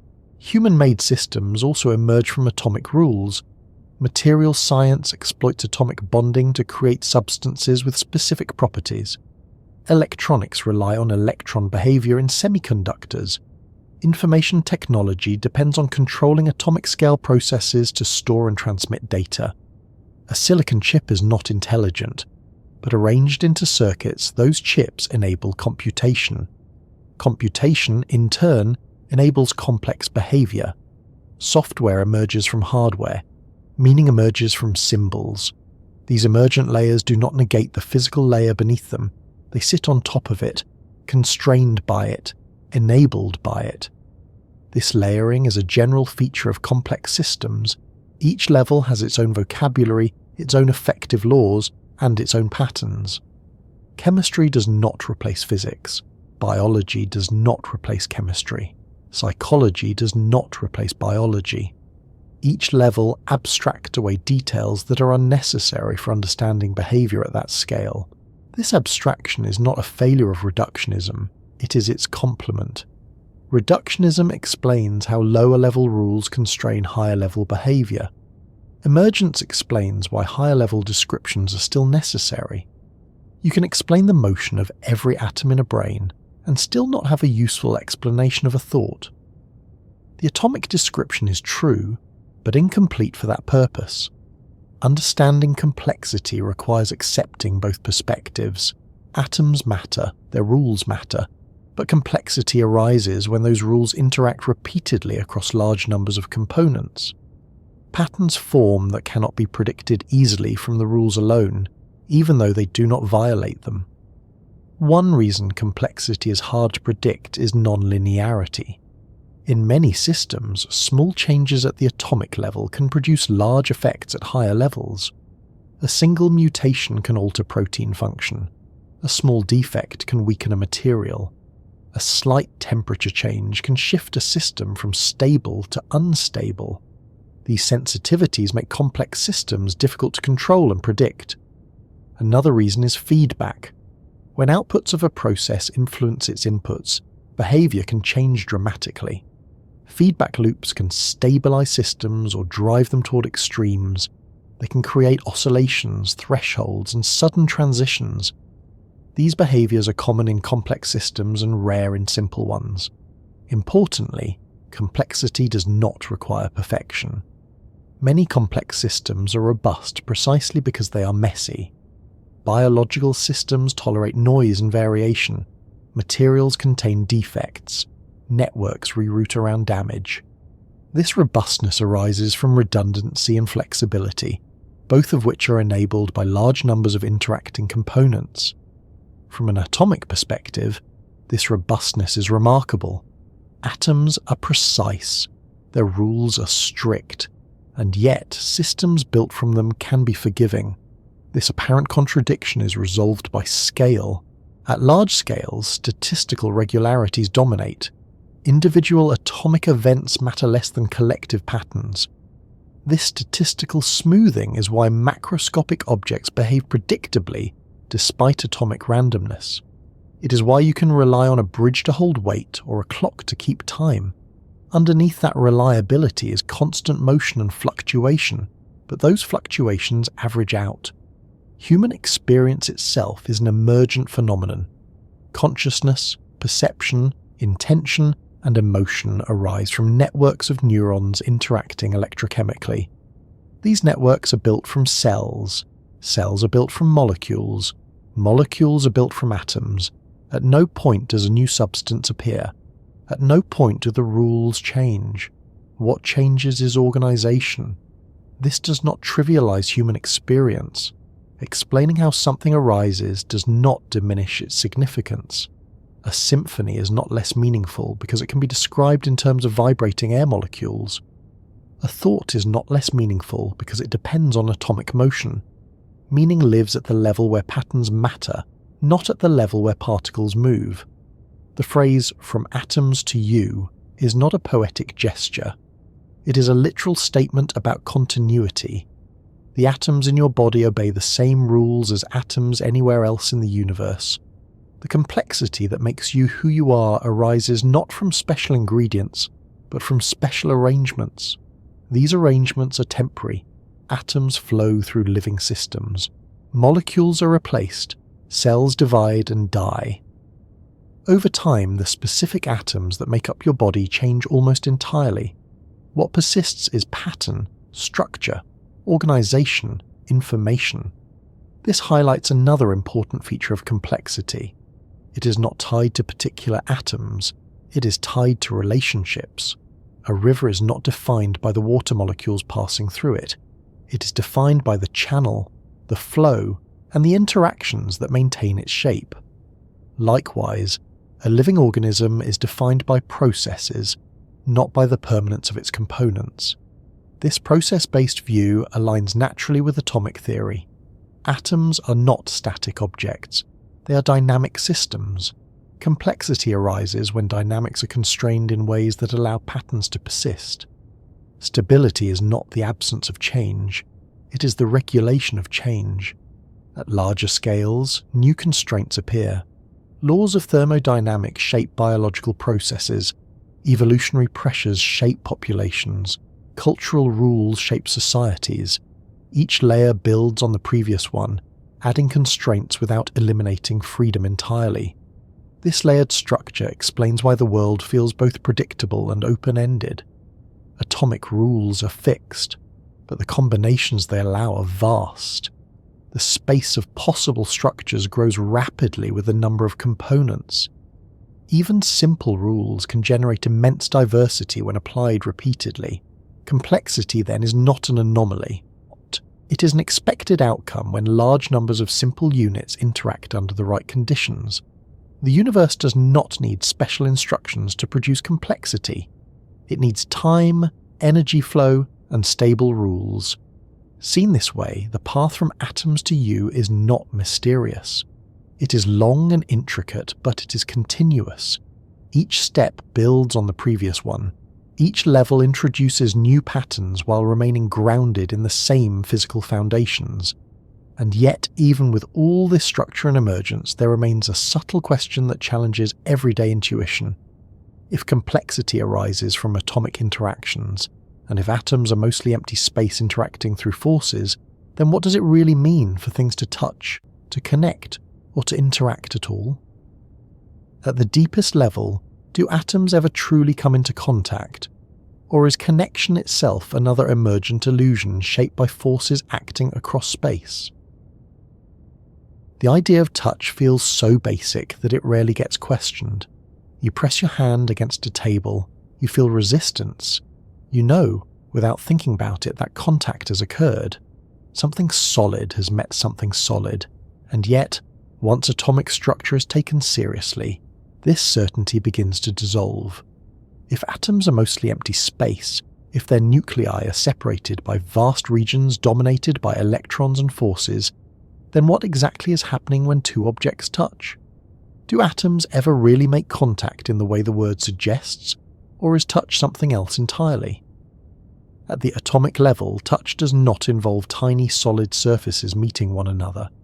There is no moment when the nucleus of one atom presses directly against the nucleus of another under ordinary conditions. In fact, such an event would require enormous energy and would fundamentally alter the atoms involved. What we experience as contact occurs long before anything like that happens. When your hand approaches a table, the atoms in your skin approach the atoms in the surface. As they get closer, their electron regions begin to overlap. This overlap triggers powerful electromagnetic effects. Electrons carry negative charge, and like charges repel. As the electron clouds from opposing atoms encroach on the same region of space, repulsive forces rise sharply. At the same time, quantum constraints come into play. Electrons cannot occupy the same quantum state. When atoms are forced too close together, their electrons must rearrange into higher energy configurations to avoid violating this rule. That rearrangement requires energy. The system resists it. This resistance is what you feel as solidity. So when you press your hand against the table, you are not feeling atomic surfaces pressing together. You are feeling a force pushing back, generated by electromagnetic repulsion and quantum exclusion. The sensation of contact is the sensation of resistance to further overlap. This means that touch is not about contact in the classical sense. It is about interaction. Two systems influence one another through forces that act across space. The closer they get, the stronger those forces become. At no point do the atoms need to physically collide in the way larger objects do. This can feel unsatisfying at first, as if something essential has been taken away. If atoms never touch, does anything ever really touch? But this reaction depends on what we expect touch to mean. At the atomic level, interaction through forces is not a lesser form of contact. It is the only form that exists. The same logic applies to pressure. When you stand on the ground, your weight is supported not by a rigid column of matter pushing upward, but by countless electromagnetic interactions between atoms in your feet and atoms in the ground. These interactions transmit force efficiently, creating stability. The fact that this support arises from repulsion rather than direct contact does not make it less real. In fact, this mechanism is what allows matter to be stable without being brittle.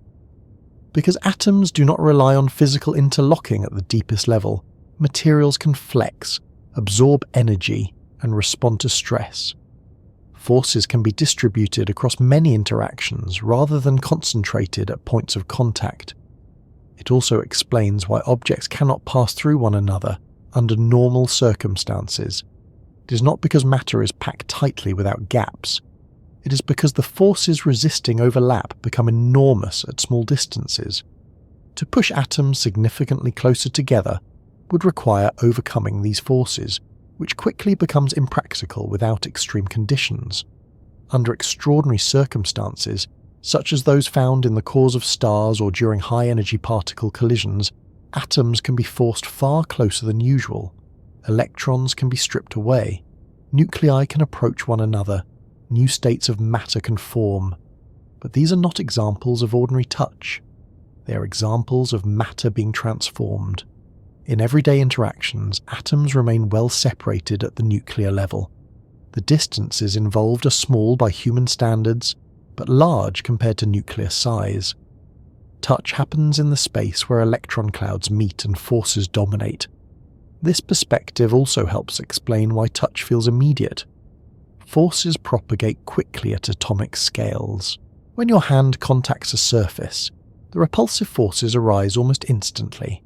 The signal travels through the material at the speed of sound in that medium, which is fast enough to feel instantaneous at human scales. There is no delay that would suggest a gap or emptiness.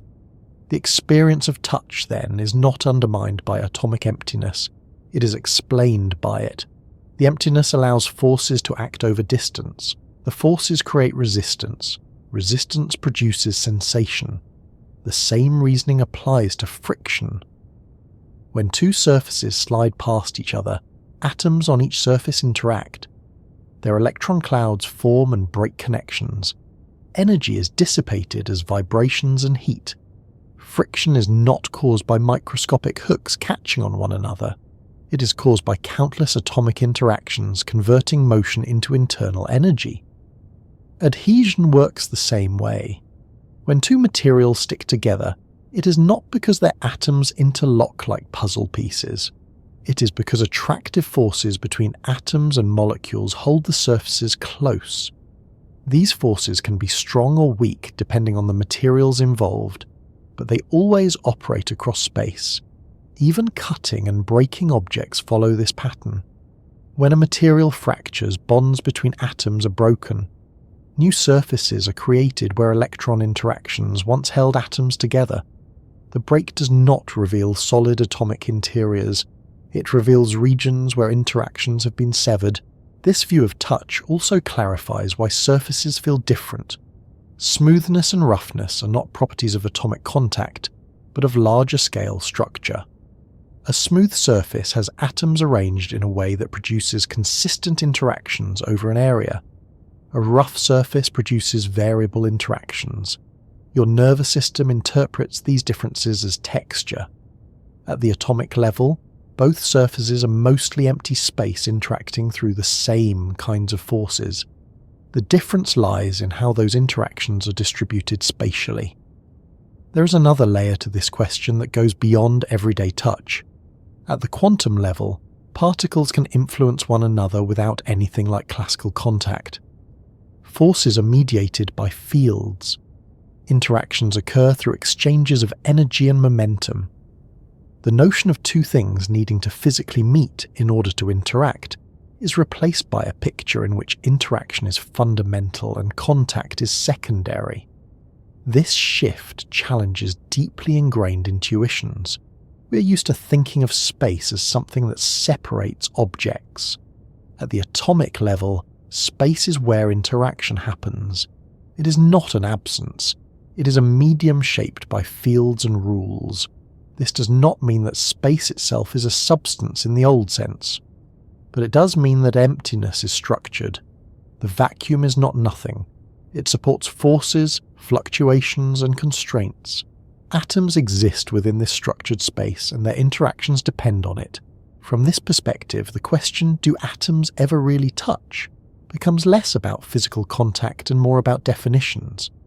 If touch is defined as influence, response, and resistance, then atoms touch constantly. If touch is defined as solid surfaces pressing together with no space in between, then atoms never touch at all. The second definition reflects everyday imagery, not physical reality. The first reflects how matter actually behaves. This realization does not strip the world of substance. It reframes substance as interaction rather than material filling. Matter is not solid all the way down. It is relational all the way down. This relational nature also explains why objects can feel solid and yet allow waves to pass through them. Sound travels through solids because atomic interactions transmit vibrations. Light passes through some materials because their electrons respond weakly to certain wavelengths. These behaviors depend on how atoms interact, not on whether they are physically touching. At a deeper level, this also changes how we think about boundaries. The boundary of an object is not a sharp line where matter ends and emptiness begins. It is a region where interactions transition. The influence of an atom extends beyond its nucleus and fades gradually with distance.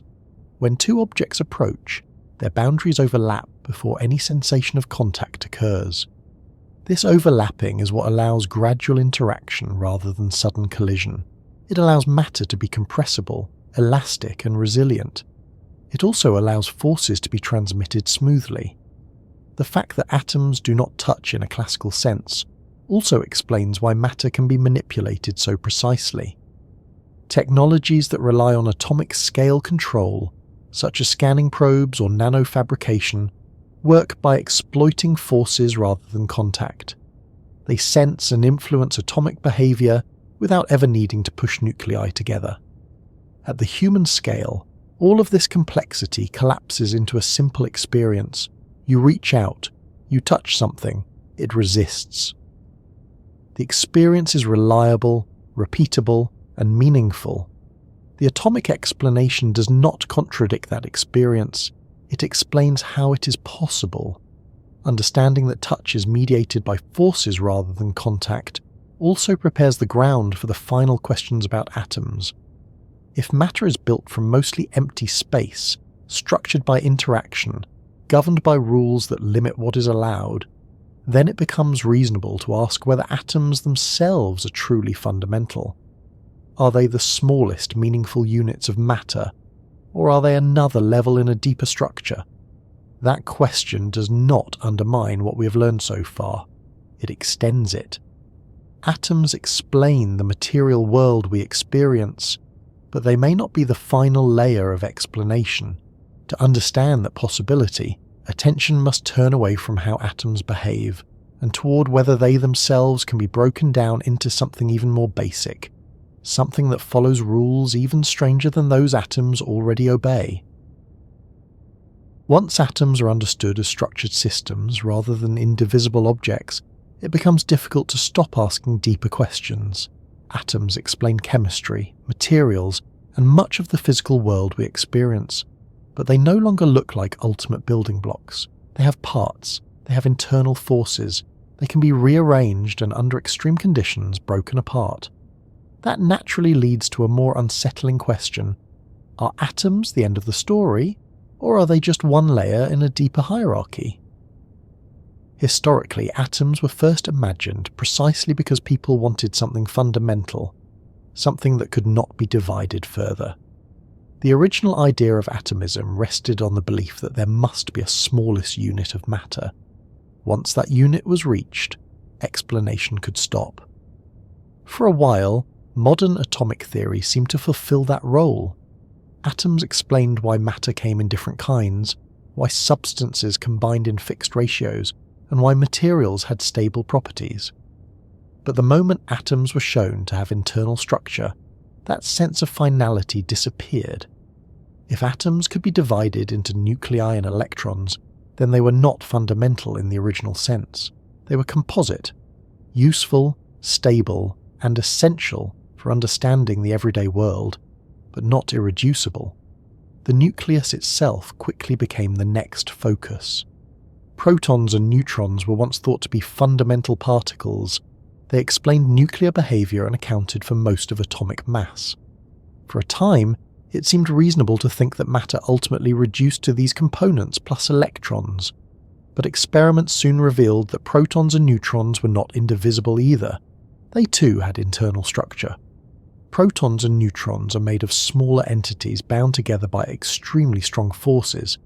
These components behave nothing like miniature solid objects. They are not particles in the everyday sense, nor are they easily isolated. Their existence is inferred from scattering experiments and energy patterns rather than direct observation. Once again, the pattern repeated. What looked fundamental turned out to be another layer. At this deeper level, matter begins to look less like stuff and more like interaction. The components inside protons and neutrons do not exist freely under ordinary conditions. They are confined by forces that grow stronger as the components are pulled apart. This confinement means that the building blocks of nuclei cannot be extracted and examined in isolation the way electrons can. This behavior challenges intuition even more than atomic structure does. Atoms can be separated, ionized, and recombined. The constituents of nuclei resist separation in a much more dramatic way. Trying to pull them apart injects energy into the system, and that energy often creates new particles rather than freeing existing ones. The act of division produces complexity instead of simplicity. This inversion is one of the reasons it is difficult to speak confidently about what is truly fundamental. At deeper levels, the idea of dividing matter into smaller and smaller pieces stops working the way it did at the atomic scale. Instead of revealing simpler objects, deeper probing reveals new forms of behavior. Modern physics describes this behavior using frameworks that emphasize fields rather than particles. In these descriptions, what we call particles are not tiny solid bits of matter, but localized excitations of underlying fields. An electron is not a thing in the classical sense, it is a stable pattern in an electron field. The same is true for the components of nuclei and for many other particles observed in high-energy experiments. This shift has profound implications. If particles are excitations of fields, then matter is not built from objects in the traditional sense at all.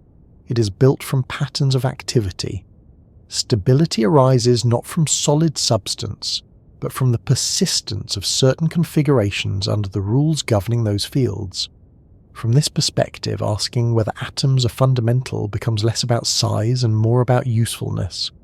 Atoms are fundamental to chemistry, biology, and everyday physics.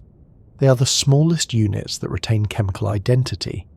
But they are not fundamental to all physical explanations. They sit at a particular level in a larger structure. This layered view of reality is sometimes called effective description. At each scale, certain concepts are useful and others are not. At the scale of atoms, nuclei and electrons are essential.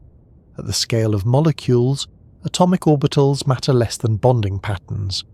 At the scale of living systems, molecular pathways matter more than individual atoms. At the scale of fundamental physics, atoms disappear entirely, replaced by fields and interactions. None of these descriptions are wrong. They are context-dependent. The mistake is assuming that one level must be the final or most real one. Reality does not privilege human intuition about simplicity. Another reason atoms may not be truly fundamental is that the forces governing their components appear to unify at high energies. The distinctions between different types of interactions blur as energy increases. This suggests that what appear to be separate forces and particles at low energies may be manifestations of a deeper, more unified structure. Whether such a unified structure exists and what form it takes remains an open question. Various theoretical frameworks propose deeper layers, additional dimensions, or new kinds of symmetry. These ideas are mathematically consistent and sometimes elegant, but they remain speculative until supported by experimental evidence. This uncertainty is important. Physics does not currently offer a final answer to what lies beneath atoms. It offers a set of increasingly accurate models that work within specific domains.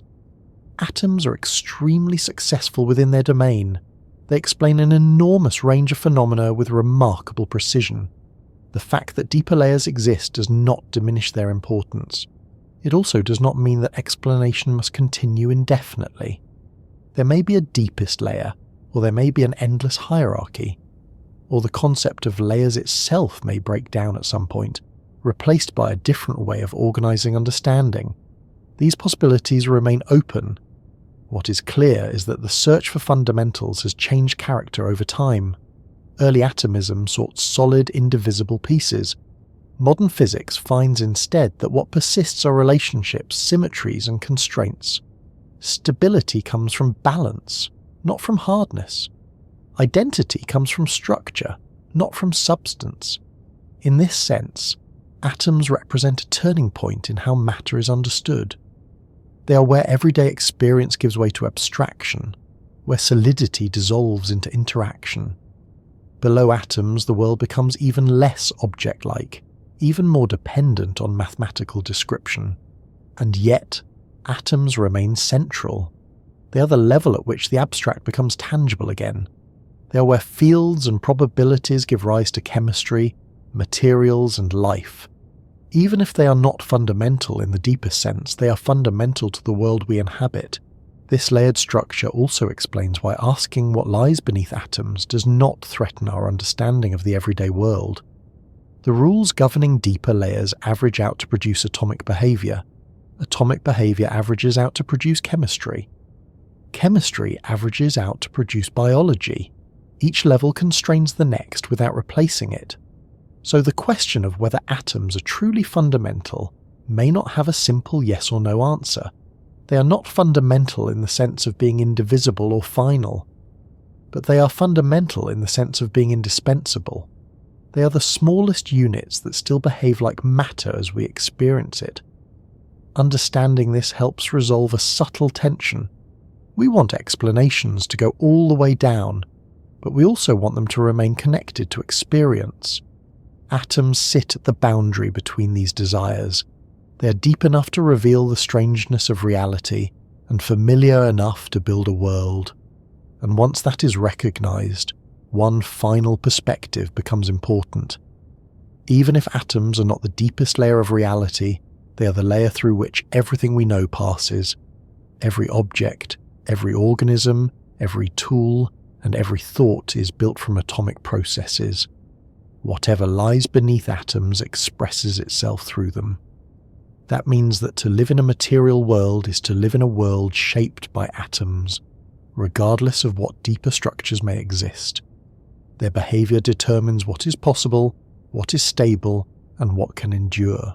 And with that realization, attention can finally shift from the question of what matter is made of to what it means to exist in a universe where invisible structures quietly give rise to everything we see, touch, and experience. It's easy, after travelling this far into the structure of matter, to forget how ordinary the world feels. You look around and see solid objects, familiar shapes, predictable behaviours. A floor supports your weight. Air fills your lungs. Light reaches your eyes. Nothing about this experience suggests that it depends on invisible structures operating far beyond the reach of your senses. And yet, everything you experience is shaped, constrained, and made possible by activity taking place at scales so small that they defy direct imagination. Living in a world built from the invisible does not mean living in an unreal one. It means living in a world whose most important features are not accessible to sight or touch, but only to inference, measurement, and understanding. Atoms do not announce themselves. They do not draw attention. They work quietly, consistently, and without regard for whether they are noticed at all. The solidity of a table, the warmth of sunlight, the taste of water, the sound of a voice, all of these are outcomes of atomic behaviour, not metaphors for it, not symbols of it, literal consequences, forces acting across empty space, electrons rearranging themselves, energy flowing through structured systems, patterns persisting long enough to be felt. This realization does not pull the world apart, it holds it together. It explains why the same rules apply everywhere, why materials behave predictably, and why the universe is comprehensible at all. If matter were truly continuous, infinitely divisible without structure, the regularities we depend on would not exist. If atoms behave differently in different places or at different times, stability would be impossible. The reliability of the world rests on the quiet consistency of atomic rules. There is something profoundly grounding about that. The universe does not reinvent itself from moment to moment. The same interactions that govern atoms in distant stars govern the atoms in your body right now. The same constraints that shape matter at the beginning of cosmic history still operate here, now, without exception. At the same time, this consistency allows for change. Atoms follow fixed rules, but the combinations those rules permit are vast. From a small set of building blocks and interactions, the universe produces stars, planets, oceans, ecosystems, technologies, and cultures. The diversity of outcomes does not require diversity of rules. It requires repetition, variation, and time. Living in a world built from the invisible means that much of what matters most is not directly perceptible. The forces that hold you in place are not visible. The structures that give your body its shape are not visible. The processes that allow thought, memory, and awareness are not visible. And yet, they are no less real for that. In fact, their invisibility is part of why they are so effective. Atomic processes are shielded from everyday disruption. The nucleus remains intact while electrons rearrange. Chemical identity persists while structures change. Patterns endure even as components are replaced. This separation of scales allows the world to be both stable and adaptable. You're not made of the same atoms you were made of years ago. The atoms in your body have passed through countless other systems before becoming part of you, and they will pass through others after. What persists is not material, but organization, processes, relationships, information. That persistence is an emergent feature, enabled by atomic behavior but not reducible to any single atom. This perspective quietly reshapes how permanence is understood. Nothing material is truly fixed. Everything is in motion, exchanging energy, rearranging structure, and yet continuity exists. Patterns repeat, forms endure, identity survives change. Atoms make this possible by providing reliable units that can be rearranged without being destroyed. It also reshapes how fragility is understood. Objects feel solid, but they are not invulnerable. Materials fail when atomic bonds are broken or rearranged in unfavorable ways. Living systems fail when molecular processes fall out of balance. Stability is not guaranteed. It is maintained moment by moment by the same invisible rules that make stability possible in the first place. Living in such a world requires no special awareness. Atoms do not demand attention. You do not need to think about electrons to walk across a room, or about nuclei to drink a glass of water. The world is usable without being understood. That usability is itself a triumph of atomic regularity. But understanding changes the relationship. It replaces mystery with structure, without removing wonder. Knowing that a solid surface resists your hand because of electromagnetic interactions does not make the experience less solid. It makes it more remarkable. The resistance you feel is not an illusion. It is a measurable, rule-governed response produced by countless atomic interactions acting in concert. The same is true of emptiness. Knowing that atoms are mostly empty space does not make objects hollow or insubstantial. It reveals that substance does not require filling. It requires interaction. What matters is not how much space is occupied by mass, but how forces operate within that space. This is one of the deepest lessons atomic theory offers. Reality is not built from solid stuff stacked together. It is built from relationships maintained by constraints, from allowed states and forbidden ones, from balances struck between attraction and repulsion, motion and confinement. This relational view extends beyond physics. Systems at every scale behave this way. Economies are not piles of money, they are networks of exchange. Languages are not collections of sounds, they are patterns of meaning. Societies are not just groups of people, they are systems of interaction. In each case, structure matters more than substance. Atoms provide a concrete example of this principle operating at the most basic level accessible to us. They show how reliable patterns can emerge from restless components, how order can arise without design, how complexity can be built from simplicity without losing coherence. There is also a quiet humility built into this understanding. Atoms do not exist for us. Their rules were not chosen to produce life, comfort, or meaning. They simply are. The fact that these rules allow for a world in which observers can exist is remarkable, but it is not guaranteed by intention. It is an outcome, not a goal. Living in a world built from the invisible means accepting that much of reality operates without reference to human concerns. The universe does not adjust its behavior based on perception or preference, and yet it produces systems capable of perception and preference all the same. This does not diminish human experience, it situates it. Thoughts, emotions, creativity, and understanding arise from physical processes, but they are not exhausted by them. Explaining how something works does not explain it away. A map of atomic interactions does not replace the experience of living, it supports it.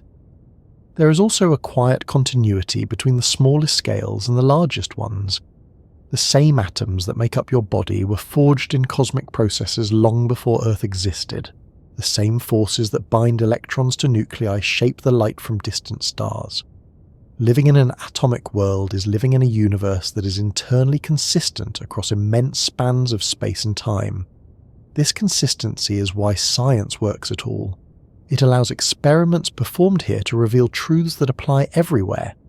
It allows abstract reasoning to connect with physical reality. It allows invisible processes to be understood through their effects. At the same time, there are limits. Atomic theory does not answer every question. It does not explain meaning, value, or purpose on its own. It does not tell you how to live or what to care about.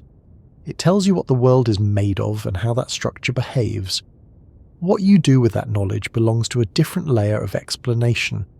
Living in a world built from the invisible does not require constant reflection on atoms. It requires trust. Trust that the ground will hold, that materials will behave as expected, that processes will repeat. This trust is earned by the consistency of atomic behavior, even if the atoms themselves remain unseen. It also invites curiosity. Once you know that the visible world rests on invisible structure, it becomes difficult not to wonder how deep that structure goes, how it came to be, and what other patterns might exist beyond current understanding. Atomic theory does not close inquiry, it opens it. There is a subtle shift that happens when this perspective settles in. Objects begin to feel less like isolated things and more like temporary arrangements. Change becomes easier to accept because it is recognized as fundamental rather than exceptional. Stability becomes something to appreciate rather than expect indefinitely. Even identity takes on a different shape. You're not a fixed collection of atoms, you're a pattern sustained by atomic processes. That pattern persists because the rules governing atoms allow it to. It changes because those same rules permit motion and rearrangement. This does not make identity fragile. It makes it dynamic. It allows growth, adaptation, and renewal. It allows continuity without stasis. Living in a world built from the invisible also means that the deepest layers of reality are quiet. There is no noise at the atomic scale in the everyday sense. No colours, no sounds, no textures. These qualities emerge later, when atomic interactions scale up into systems capable of producing sensation. The silence of the atomic world is what allows the richness of the experienced world to exist. In that sense, atoms are not the stars of the show, they are the stagehands, always working, rarely noticed, essential to everything that happens. By the time you reach this point, the phrase, "everything is made of atoms," no longer feels like a slogan. It feels like a summary of a long chain of reasoning, evidence, and implication. It carries with it the weight of what it took to arrive at that understanding and the breadth of what it explains. It also carries restraint. Atoms explain the structure of matter, not the totality of existence. They are one layer in a larger picture, an indispensable layer, but not the only one. Knowing where atoms fit is as important as knowing what they do, and so, when you look around now, nothing needs to look different. The same objects are there, the same world surrounds you. But beneath it all, there is a quiet shift in perspective. The ordinary is supported by the extraordinary. The visible rests on the invisible. The familiar is built from processes that are anything but. Living in a world built from the invisible is not a philosophical stance you need to adopt. It is a fact you already inhabit. Atoms do not wait for recognition. They do not require belief. They do what they do regardless. Understanding that does not pull you away from the world. It places you more firmly within it.